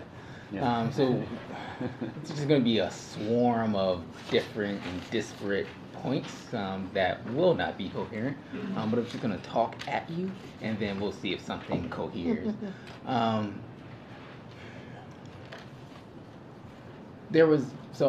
think I'll pick up on this on a later point of self-determination. Especially as someone who is in proximity to studies trans-theorizing, trans-experientiality, self-determination is axiomatic, one understands. But I want to understand the notion of self-determination, in particular with respect to gender self-determination, as less about a kind of neoliberal rugged individualism that I can choose for myself, and more in the vein of a kind of coalitional ethics that is attentive to the kind of violence that gendering and the process of gender does. By which I mean, in what sense might we understand this kind of gender self-determination as a delinking and extrication from the imposition of the gender binary that then gives us over to a more ethical sociality and relationality with one another. And I want to understand self-determination in that vein that might be a kind of indeterminacy that Moten and Harney are talking about, perhaps, maybe. Another thought I had, there was the talking point of, I might get in trouble for this, but whatever, I'm going to say it, what is and this is something I've had hurled at me on occasion, what is the use and purpose of the things that I or other critical theorists espouse if it is not attentive to life and lived experience? And I want to shimmy away from that just a teeny bit. And what I mean by that is there seems to sometimes be a, I don't know the word I want to use, fetishization, that's not the word I want to use, but I'm just going to throw it out there as a placeholder for a more preferential term, of things needing to be committed to thinking about a particular kind of lived experience, particularly marginalized lived experience, that I want to think in excess of because I want to perhaps think about other forms of life that might be possible. If lived experience is predicated on what exists, I want to think about what might exist in excess of that, in excess of oftentimes the kind of violent, hegemonic, normative regimes that dictate and influence that particular marginalized lived experience. What might it mean for, say, Moten Harney to write this, one might say, confusing text in a way that tries to glimpse what might be other than this? I think there's a utility in the idiosyncratic syntax that they might be using at the level of diction. There might be a utility in that they're grasping for something else that might be out there that is not this. So they, in other words, and I'm drawing on an article called The Impossibility of That by Che Gossett and Eva Hayward. There might be something useful in not wanting this and simply wanting that without knowing what that is. But because it's not this, it has a kind of value in have. So in my remarks there. Okay, thank you. Jack.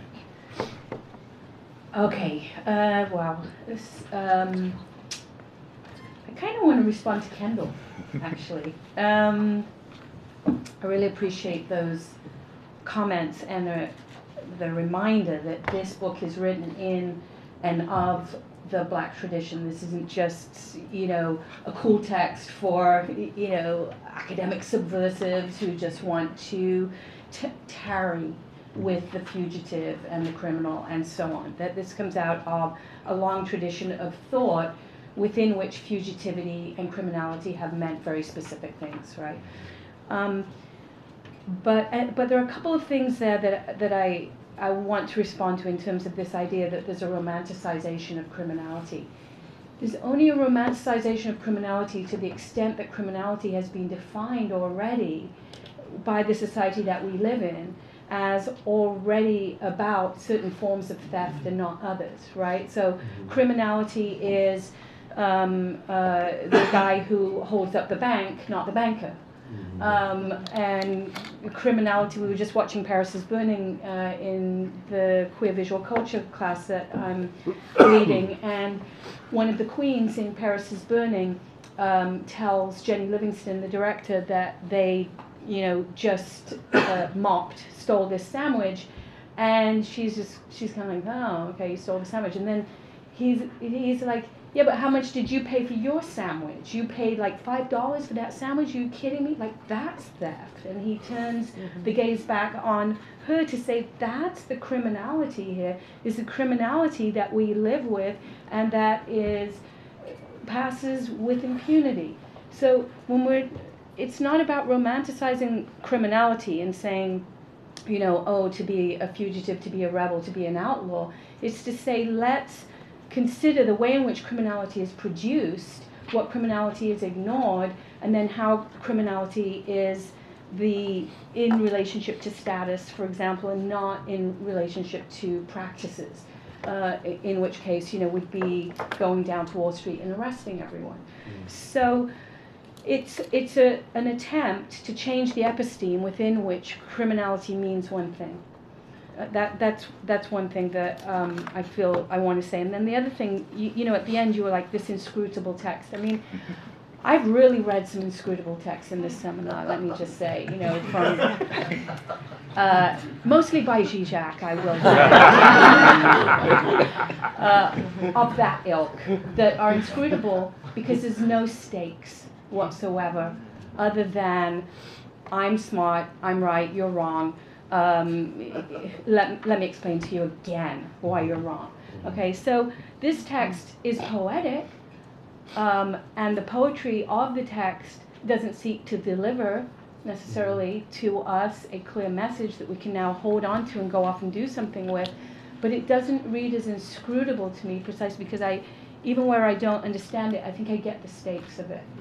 And that's the piece that I think speaks to the so-called students who are easily captivated by the wrong thing.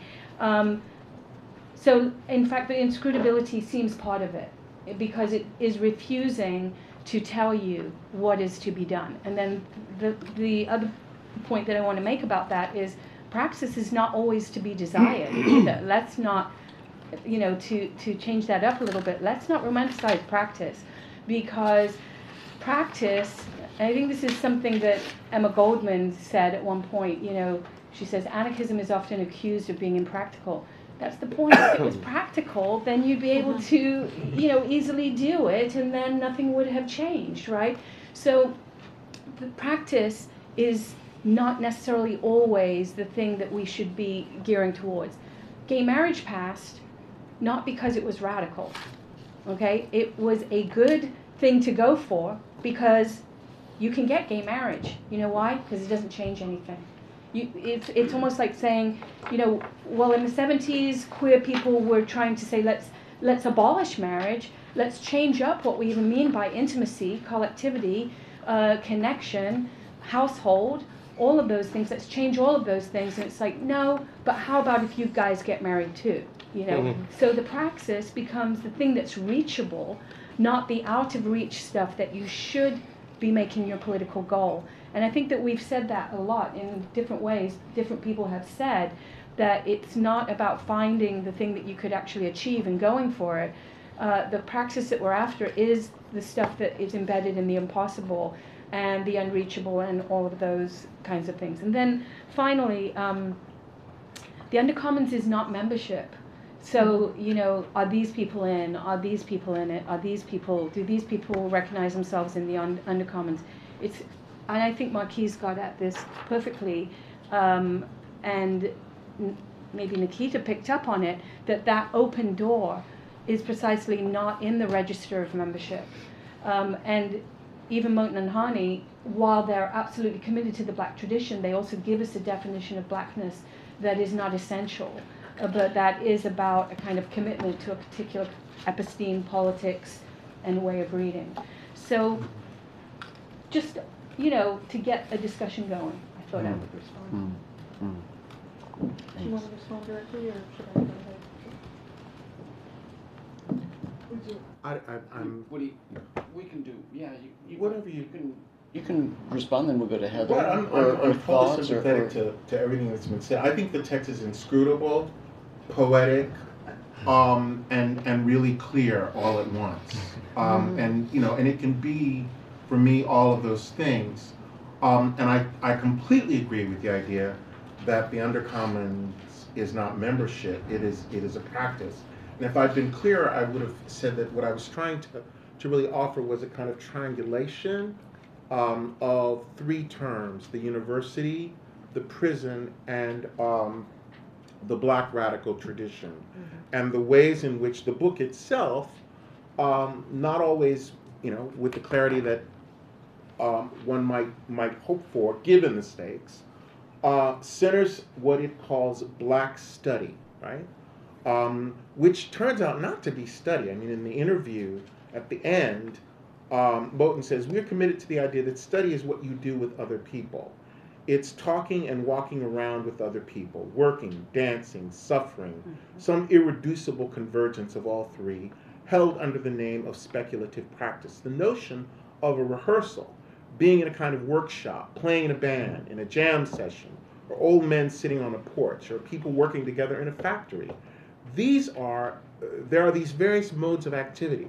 The point of calling it study, quote unquote, is to mark that the incessant and irreversible intellectuality of these activities is already present. And we're given in this list activities which our common sense tells us are sort of not just radically discontinuous, but totally at odds with one another, under the name of black study, right? Black study, which is a remarkable concept. So I'm not, and I'm sorry if I was misunderstood to be suggesting that the Undercommons was about membership as opposed to a practice itself, the practice of study, a practice which can take place through activities which we, given our location in the university, might not at first glance even consider to be study, like playing in a band, which is something I've been doing lately, and finding a really very powerful, connecting to the jazz tradition, a very powerful form of black study that has totally transformed how I see what I do when I'm at the law school. Yeah. So I mean, I take what you've said as friendly amendments and filling in what I've said rather than a challenge to the spirit of what I was offering up. Yeah, definitely. Sorry for that interruption. No. Heather, are you on this conversation? I kind of am on this conversation. Yeah. Okay. Good. Yeah, Good. Because I think I am very. I have a lot of questions around the romanticization of criminality, and fugitivity. And I think, but it's less about like people trying to be rebels or something, but it's more about how do we underscore the material differences between different forms of vulnerability, or how do we respect those kind of differences. And I think, you know, everything that people are saying about open door policy or the kind of performative constitution of a we, or even the imagination, I worry about, I think coalitional ethics has two sides to it, at least, which is to say, we have to find ways to make common ground and to kind of join into and make this kind of performative we, but what are on what grounds are we kind of making those connections, and how much are we blurring over actual differences? I mean, just one moment in the book that I would just point to around this is the kind of like, it's hard to be homeless, but it's worse to be housed, and that's a moment for me where I feel like, you know, and around the debt stuff too, I think, you know, the difference between a kind of brokenness in a metaphorical sense and being broke in a real sense, or being homeless in a real sense, is, you know, that's just put a sharp point on it.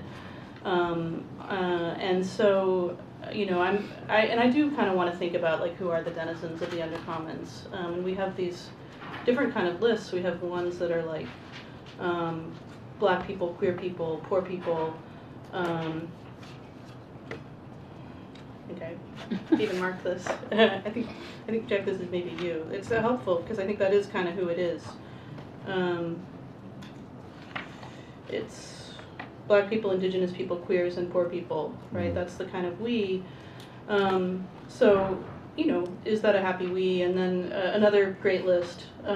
This is in the second essay, the University and the Undercommons. Maroon communities of composition teachers, mentorless graduate students, adjunct Marxist historians, out or queer management professors, state college ethnic studies departments, closed down film programs, visa expired Yemeni student newspaper editors, historically Black college sociologists, and feminist engineers. I mean, it's kind of great, right? But I also, I think for me, the coalitional ethics is about bringing these people together, but also thinking about the sort of friction and the incompleteness. And if the Undercommons is not in the university, or if we want to locate it at a distance from the university, then do we want to speak about the Undercommons in the first person, or in the we as denizens of the Undercommons? And I think that's what's really compelling to me, I think, about kind of pushing this discourse into the material space of the prison, and toward the question of abolition. So I'm going to pass it to you because that's kind of your territory. But Thanks, Anna. So I'll just say a few quick things, and then I want to make space for others in the room to engage too. I love the idea of an ethics that's, as Marquis Bay put it, monstrously inclusive, that's unfixed, that's radically open, and that the imagination can play a crucial part in realizing a world where that might be the case, even if it seems impossible that it could exist in our present moment. But I also think it's important to think deeply about and to address the challenge of working together across lines of difference. And I'm wondering if there's a way to hold on to both of those projects. That's to say, to think about an ethics that's monstrously open, ethically unconditional, but that also engages with the challenge of the facts that we are located in radically different places, and tries to address and work creatively to make that kind of collaboration and inclusivity at least possible in some small measure in the present. I'm not committed to saying that there's no way to be in but not of the university, or that the Undercommons is exclusively located outside the university, or to specify a particular location for it. I don't think that that's something that I'm invested in, but rather to suggest that there is important subversive intellectual work that is in full force elsewhere, that is deeply immersed in, I think, what we're referring to as praxis, that has much in common with the monstrously open ethics of the Undercommons, and that we ought to pay careful attention to the kinds of projects that are transpiring in those other places. I wanted just then finally to introduce a question that I think gets at some of this challenge, and that's to think about how we understand the Black radical tradition in relation to indigeneity, in relation to native dispossession, in relation to the commons and the enclosure of the commons. And I want to think about it in relation to a particular passage in the Undercommons on page 42. And in that passage, which I think is again trying to grapple with the commons, the enclosure of the commons, genocide and dispossession of indigenous peoples, and much more beside, Moten and Harney write, the university is not the opposite of the prison, since they're both involved in their way with the reduction and command of the social individual. And I think this is part of what Nikita was concerned with in terms of determination, indetermination. Indeed, under the circumstances, Moten and Harney continue, more universities and fewer prisons would, it has to be concluded, mean the memory of war was being further lost. Instead, the Undercommons takes the prison to be a secret about the conquest, but a secret, and they continue, whose growing secrecy is its power, a secret held in common, calling into being the prophetic organization. And I found that passage profoundly evocative and also somewhat elusive, and I wondered what it meant. And I was curious if others had thoughts about that relation between the conquest, the memory of war, the Undercommons, the commons. And can I just add, I just want to respond for a minute to keep these close readings going, because I think along the same lines, Heather's point, like, you know, if we want to get at some of the places where they're romanticizing, to say it's hard to be homeless, but it's hard to be housed. But what if we, you know, what do we think that they mean by that? Yeah. Right? Because they don't mean, oh, it's tough to be homeless, but it's so much harder to be in a house, right? They mean homelessness as potentially a world without real estate, determining what the meaning of the house is in advance, right? So it's hard to be homeless, but some people who are homeless have been forced out of their homes. Some have chosen not to be in homes, and I'm not romanticizing homelessness. I'm just saying that they're saying our oppression is in being housed. The thing that you think is your safety and your security is in fact maintaining the very system that would have to end in order for a different distribution of goods, resources, and wealth. So, you know, when you dig into some of these seemingly flippant comments, there actually is another episteme in there, right? So it isn't just a sort of yeah, and like, I mean, it's not a throwaway line, like, oh, it's hard to be homeless, but it's so much harder to be housed. No, and I don't mean to be reductive about, or, you know, I don't actually see it as a flippant comment. I think it does, and it's actually not, I mean, I agree with what you're saying. I think I probably have a difference about the idea that, like, we need certain kinds of sustaining structures, like shelter, even as we tear shit down. Like, I think I might just have a difference about that, and that, you know, a kind of, in whatever kind of realism I would call it, about the ways that, you know, the kind of supports that need to be in place for us to go on, not organized as they are now, but organized somehow, as a kind of, you know, that sustainability, as messed up as that word is in our concurrent configuration, has some kind of value to me. But also, it's not that I don't see the critique or how they're trying to use that, but I think that the kind of where's the fund of metaphors coming from, and it's coming from the world of people who have a lot less power than, you know, people in the university. Like, that's just, you know, the incarcerated, on the stroll, the homelessness. And so it's about that kind of, the dependence on those sort of metaphors that is very consistent in the book, and is, I have to say, it is troubling to me. But it's not that I literally think they think, oh yeah, it's great to be homeless. I mean, but it's the metaphorics. I think probably people want to talk. Yeah, so I've got a a few people in the queue here. I've got Nader and Jesus and Zulika, Ayub and Jim, so we're going to go for another circle. But can I just say one thing about this question of romanticization for just 1 second? I'll try I'm and be sorry. as quick as possible. No. I mean, so I think that, and I don't think that we should declaw or defang this text too much. And I don't think that, and on this question of criminality, I think you're right, Jack, that there is a way to interpret it in which it's a pure politicization of the category of crime, which is a move that we are familiar with. I mean, crime is political, right? And so, but I also want to say that there is an element, that there is, maybe it's not a romanticization, but there is an element to the limit experience, to be trying to being outside the law, against the law, that there are that those are experiences that are valuable in a way. So I mean, and as someone who has spent my adult life in this space of addressing criminality, I think of Jack Katz's great book on the seductions of crime, for instance. But opposing the law, the notion of outlawness, right, and all of those experiences. I don't think we can just suggest, we can't just wipe that away. I think that's part of the Undercommons, I would say, or part of other political projects that have a lot in common with the Undercommons, maybe, even if it's. So I'm not going to impose anything on this text, not mine, etc., whatever.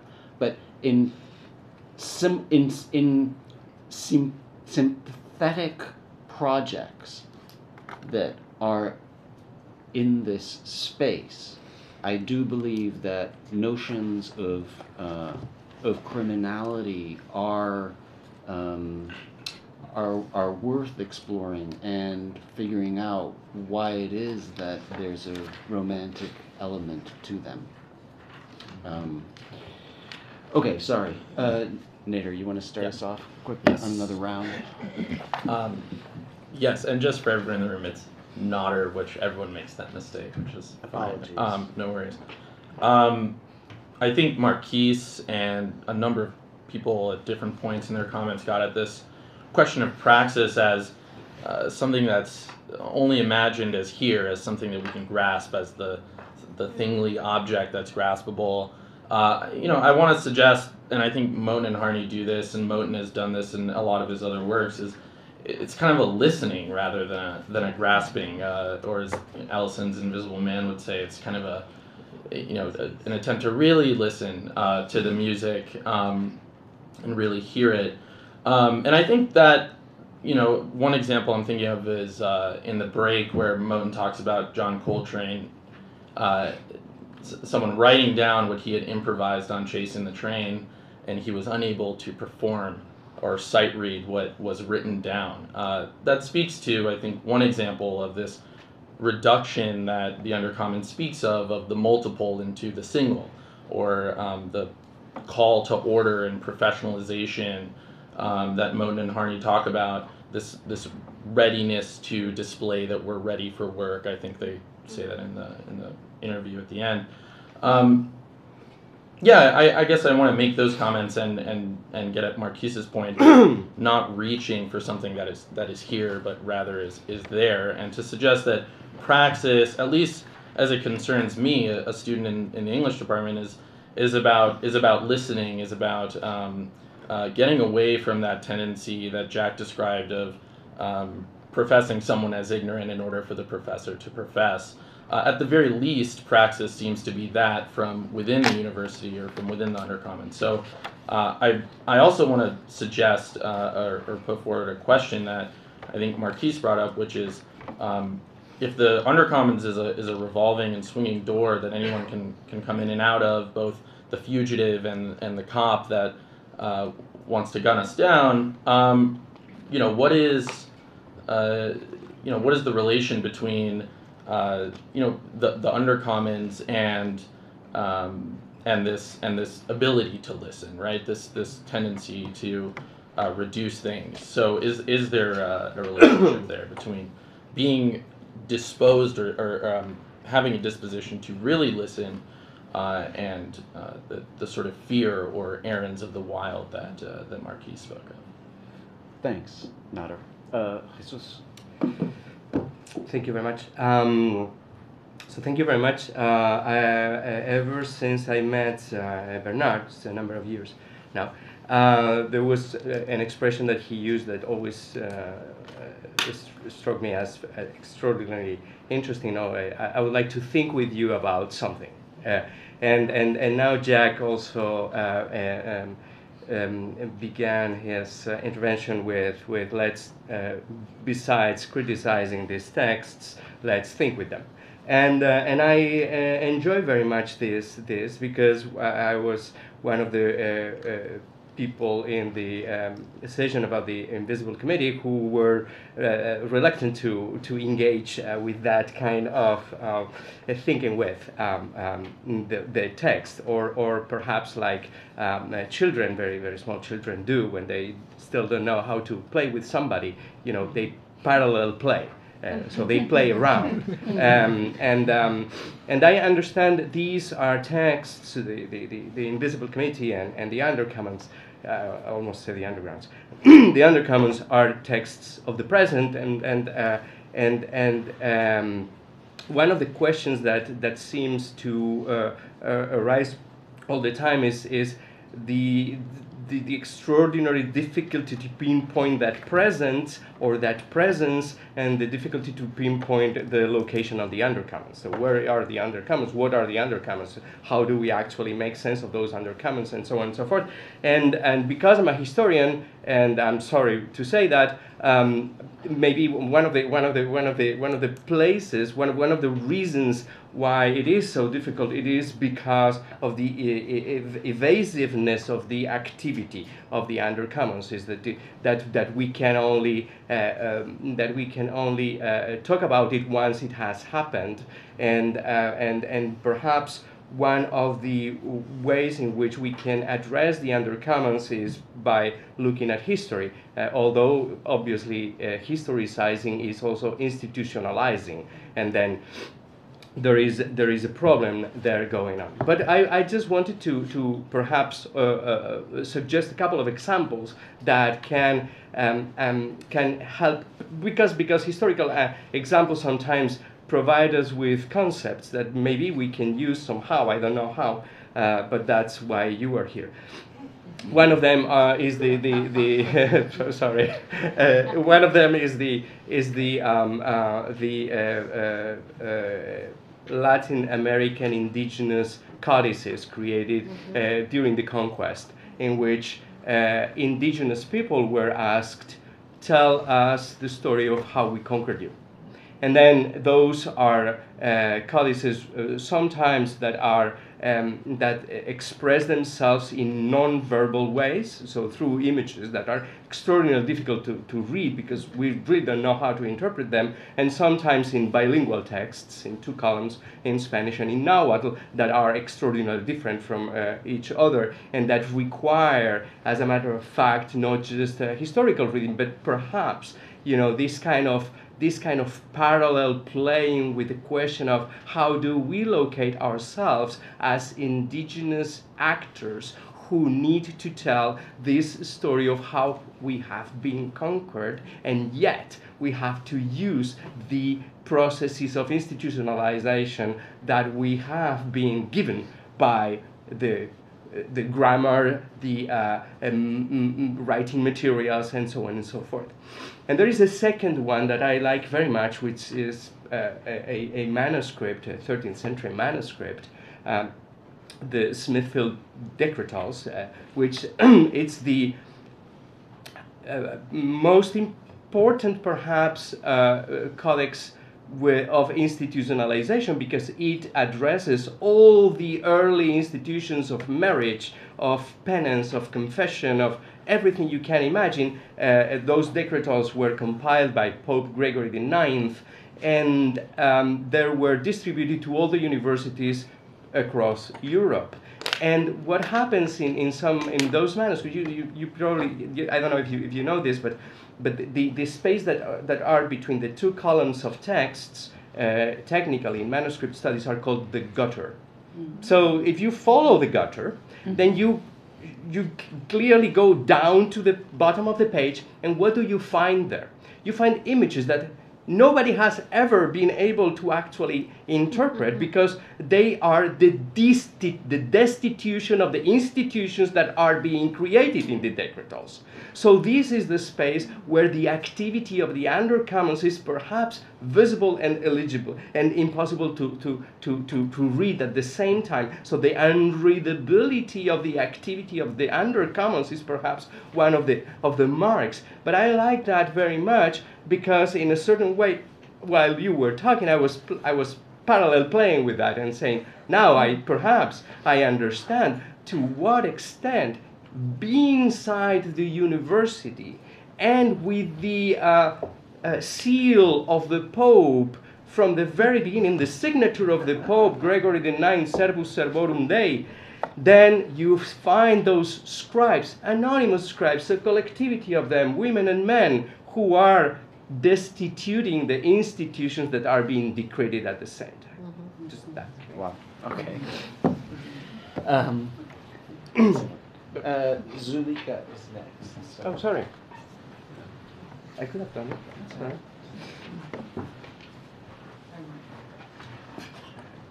So I guess I'll make a correction to Zulika, but that's fine. Okay. As I was already called out as being the kind of resident architect, I thought maybe I was thinking critically about questions of location actually while I was reading the entirety of the text. And I actually don't think they're speaking in metaphor at all. And I tracked very carefully their use of terms like, you know, boundary or outside or outer or under or space or place or thinness of the dirty atmosphere or the movement of radiation, etc. And I found it to rather be quite consistent with certain conceptualizations of immanence in space. So, which is to say, there's a very big distinction actually between space and place. And further, just like there's a huge distinction amongst architects between a house and a home, for instance, which might kind of clarify that statement a little bit. And place is generally considered to be different from space in the sense that it has meaning. It has meaning. Now, there's two ways, at least, that it can have meaning. One is when it's kind of prescribed as a kind of fixed abstraction, right? So when we think about, you know, the drywall, the exact, you know, volume and measure of this room, the wooden panels, the steady gaze of the camera, the relationship of the chairs to kind of centering, and then the messaging that comes from. These are a set of fixed kind of abstracted relations, right? And I think when the term the university or the prison are invoked, that's what we think of, that place, right? But the other kind of thread or strain of place is that it's made imminently, and it's constantly being made, and it's made in relation to every object or thing that's around you, and it can always change. Which is to say that if we think of this room as a sort of place of imminence, then this is an undercommon right now. And the location of the door, the fixity of the walls don't determine that relation, but it's absolutely spatial. So this can be the space of the undercommons, or it cannot, right? So the kind of abstracted principles of maybe surveillance or organization don't fix this location. The prison, the prison, as if it's the prison, can be the place of learning, obviously, right? And so I think, and I think the authors actually were very, very, paid a lot of attention to that distinction. I don't think I ever once saw a kind of misuse of that, or a kind of idea that, you know, place is some kind of inert thing that just sort of is deterministic and exists. So anyway. There we go. Thank you. Yeah, thank you. I really enjoyed reading this book because it brought back to me the I see the book in the richness of the tradition of the critique against the university going back to the 60s, because I began to see the literature on the mega university, Bernard talking about alternatives. I thought of open universities, free universities, dozens of them that existed at the time. And this particular essay is a mild example of that rich literature that happened back then. Now, the problem I have with the issue of romanticization of political action or practice is I don't see critical theory perhaps the way some of you do. I think you have to inform any kind of theory for radical change with political practice. That means working and dealing in mass political struggle with people in all its forms to see if it works or doesn't work. And to me, some of the comments or criticisms that have been made throughout the entire semester have been essentially within a discipline, but in terms of its practice or praxis, as I've always known for 50 years, praxis is taking it into the political field of struggle, not necessarily a critical theory. So to me, it's true you shouldn't romanticize political struggle, but at the same time, you should romanticize a praxis that is in lieu of political struggle. They have to be intertwined. Thanks, Jim. Let's see now. I think we might be able to add one more intervention before we come back for final thoughts and reflections. And I know there were a number of hands up. So.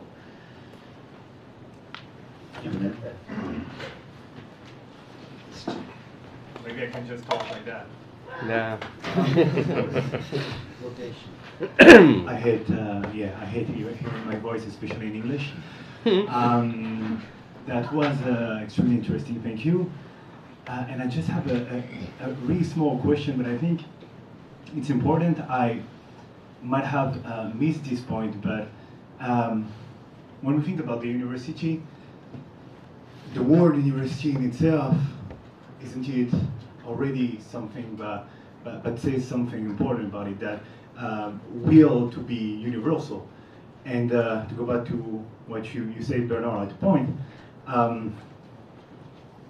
the idea of having the same degree of a standardized degree, I can't remember exactly the words you used. I think that idea might be maybe a trap, because who define what is the standardized degree, and why do we need degree at all at the end of the day to place ourselves as keepers of knowledge, or as legitimate to address an issue or another. I don't know if I'm clear. This is not my specialty here, but to go back to my first point, to my first question, can we think the university or knowledge in general in a different way? Do we have to think it as a university, so as something that is universal, the universality of knowledge, or can we think about something else? And as I think Ramon Grossfogel is saying in some of his articles, can we think about a polyversity? And I don't know if it was addressed in the book, I don't think so. And I missed the beginning of this discussion here, so I don't know if it was addressed at the beginning, but... Yeah. Okay, I see. So let's see. Why don't we try to then come back? Allegra, you want to bring it? We'll kind of start with you, and we'll come back and see any kind of thoughts in reaction to these particular interventions, or you want to come back? Yeah. Okay. Do you want to go back to your passage though that you asked us about? Because I sort of stepped on that, and I thought it was really Page nice 42. opening. Okay. Jack, do you want to say a word about it, or? Well, I can repeat, yeah. if that's helpful, or Yeah. So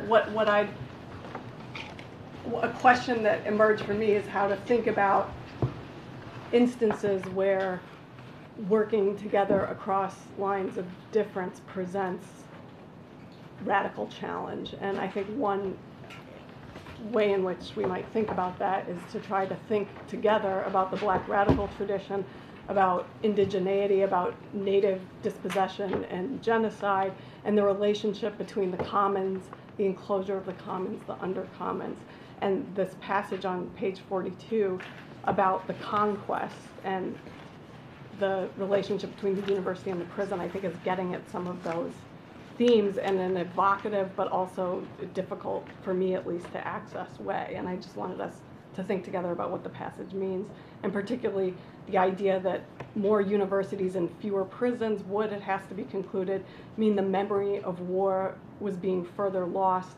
Instead, the Undercommons takes the prison to be a secret about the conquest, but a secret whose growing secrecy is its power, a secret held in common, calling into being the prophetic organization.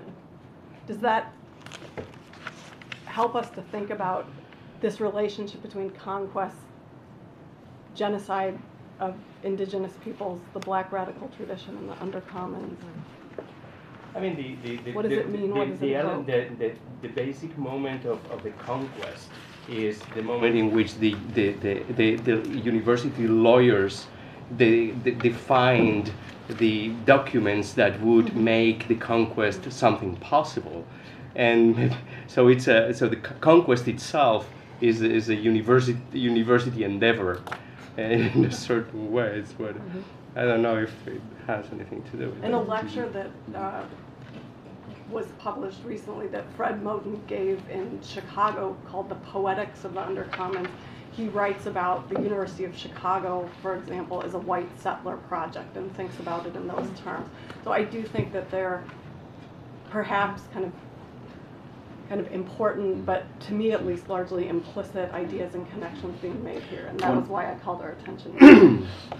Okay, yeah. Is the suggestion perhaps, I mean, just focusing on the passage, the prison as a secret about the conquest, is a suggestion here, and I think it's a really wonderful one if it is, that indigeneity, and thinking about the prison as a secret about the conquest rather than as a secret about the unfinished nature of slavery, opens up horizons that are otherwise not available to us, and allows us to see the conquest as foundational to slavery in a way that we normally don't think about, at least in the United States, where we in fact privilege slavery to the exclusion sometimes of conquest and genocide.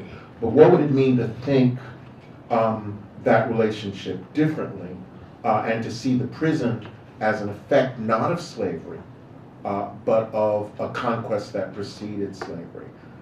That's, I guess, a restatement of the question about what the point toward which this language is gesturing might be. But I think also this notion that more universities and fewer prisons would mean the memory of the war was being lost, right? Is this notion, I mean, or at least the way I hear that, is this notion that the university is the disciplinary mechanism that hides the fist, that displaces, and that the war is le grondement de la bataille, is the idea that we see it, we don't see war, we don't see civil war as the model of social of relations of power in the disciplinary society, when in fact it is, and the university becomes the thing that softens the blow, and so more universities, less prison is just more discipline, less in your face. I just want to. I think one part that maybe is kind of opaque here is this part about valuing secrecy, just growing secrecy as its power, its ability to keep a distance between it and its revelation, a secret that calls into being the prophetic, a secret held in common, organized as secret, calling into being the prophetic organization. The prophetic organization is like the most valued term in the book in a way, right? That's what they want. And so I think just for me, the idea that rather than having the history of the conquest or the history of racial slavery or racial capitalism out in the open as a kind of acknowledged fact, which we would say in a kind of Enlightenment framework, that's what we want to happen, that this is sort of the kind of flip that they do to say, you know, it's because of its secrecy that it actually has the power to produce this transformation. And I think, I just want to say that's a moment where I think because what's the kind of brokenness here is about secrecy rather than about, say, certain kinds of social brokenness. That's what sort of gets to me, is the kind of invocation of the lives of people who are dispossessed and broken in material ways. And I think here's a place where I can kind of get into the idea that this sort of secrecy is actually producing the fuel for this kind of prophetic organization. I still think there's a question there in terms of like us as educators, which is that like we basically want to get those secrets and expand and teach people about the history of the conquest, right? Like, so there is a kind of paradox for us there, but I'm sort of, I can kind of get into this more than maybe some of the other kinds of examples of this kind of structure. Can we take comments from the audience, or? Oh, I was just going to say very briefly that the secrecy also does seem to be in some tension with the revolving door, and constantly letting people in on the secrets. Does that sort of dilute the secrets, and how does that play into the overall project? Jack Marquis, who wants to go next? So I have a comment, but it seems to be departing from this, but I'm going to say it anyway. I feel like I need to be friends with more architects because your comment was super dope. Thank you for that. I really like that, and I'm not exactly sure why. There's something about being able to inhabit a space that is historically and contemporarily textured by a, maybe we want to say criminality, perhaps, but something, a kind of a hegemonic normativity, perhaps. There's something about being able to inhabit that in a way that undermines, subverts, that does something to it.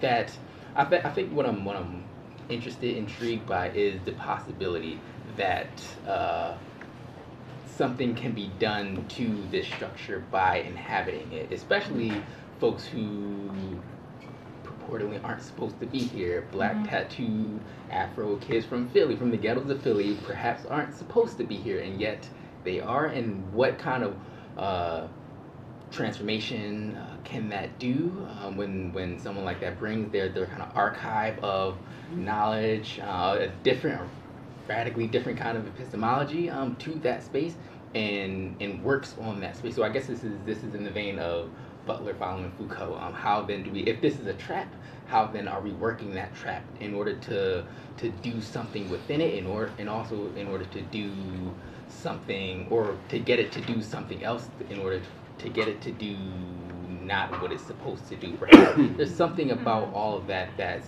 intriguing, attractive, perhaps even desirable to me, that I want to sit with and meditate on and dwell around. So this is just a kind of thank you for the comment and inspiring and provoking thought for me.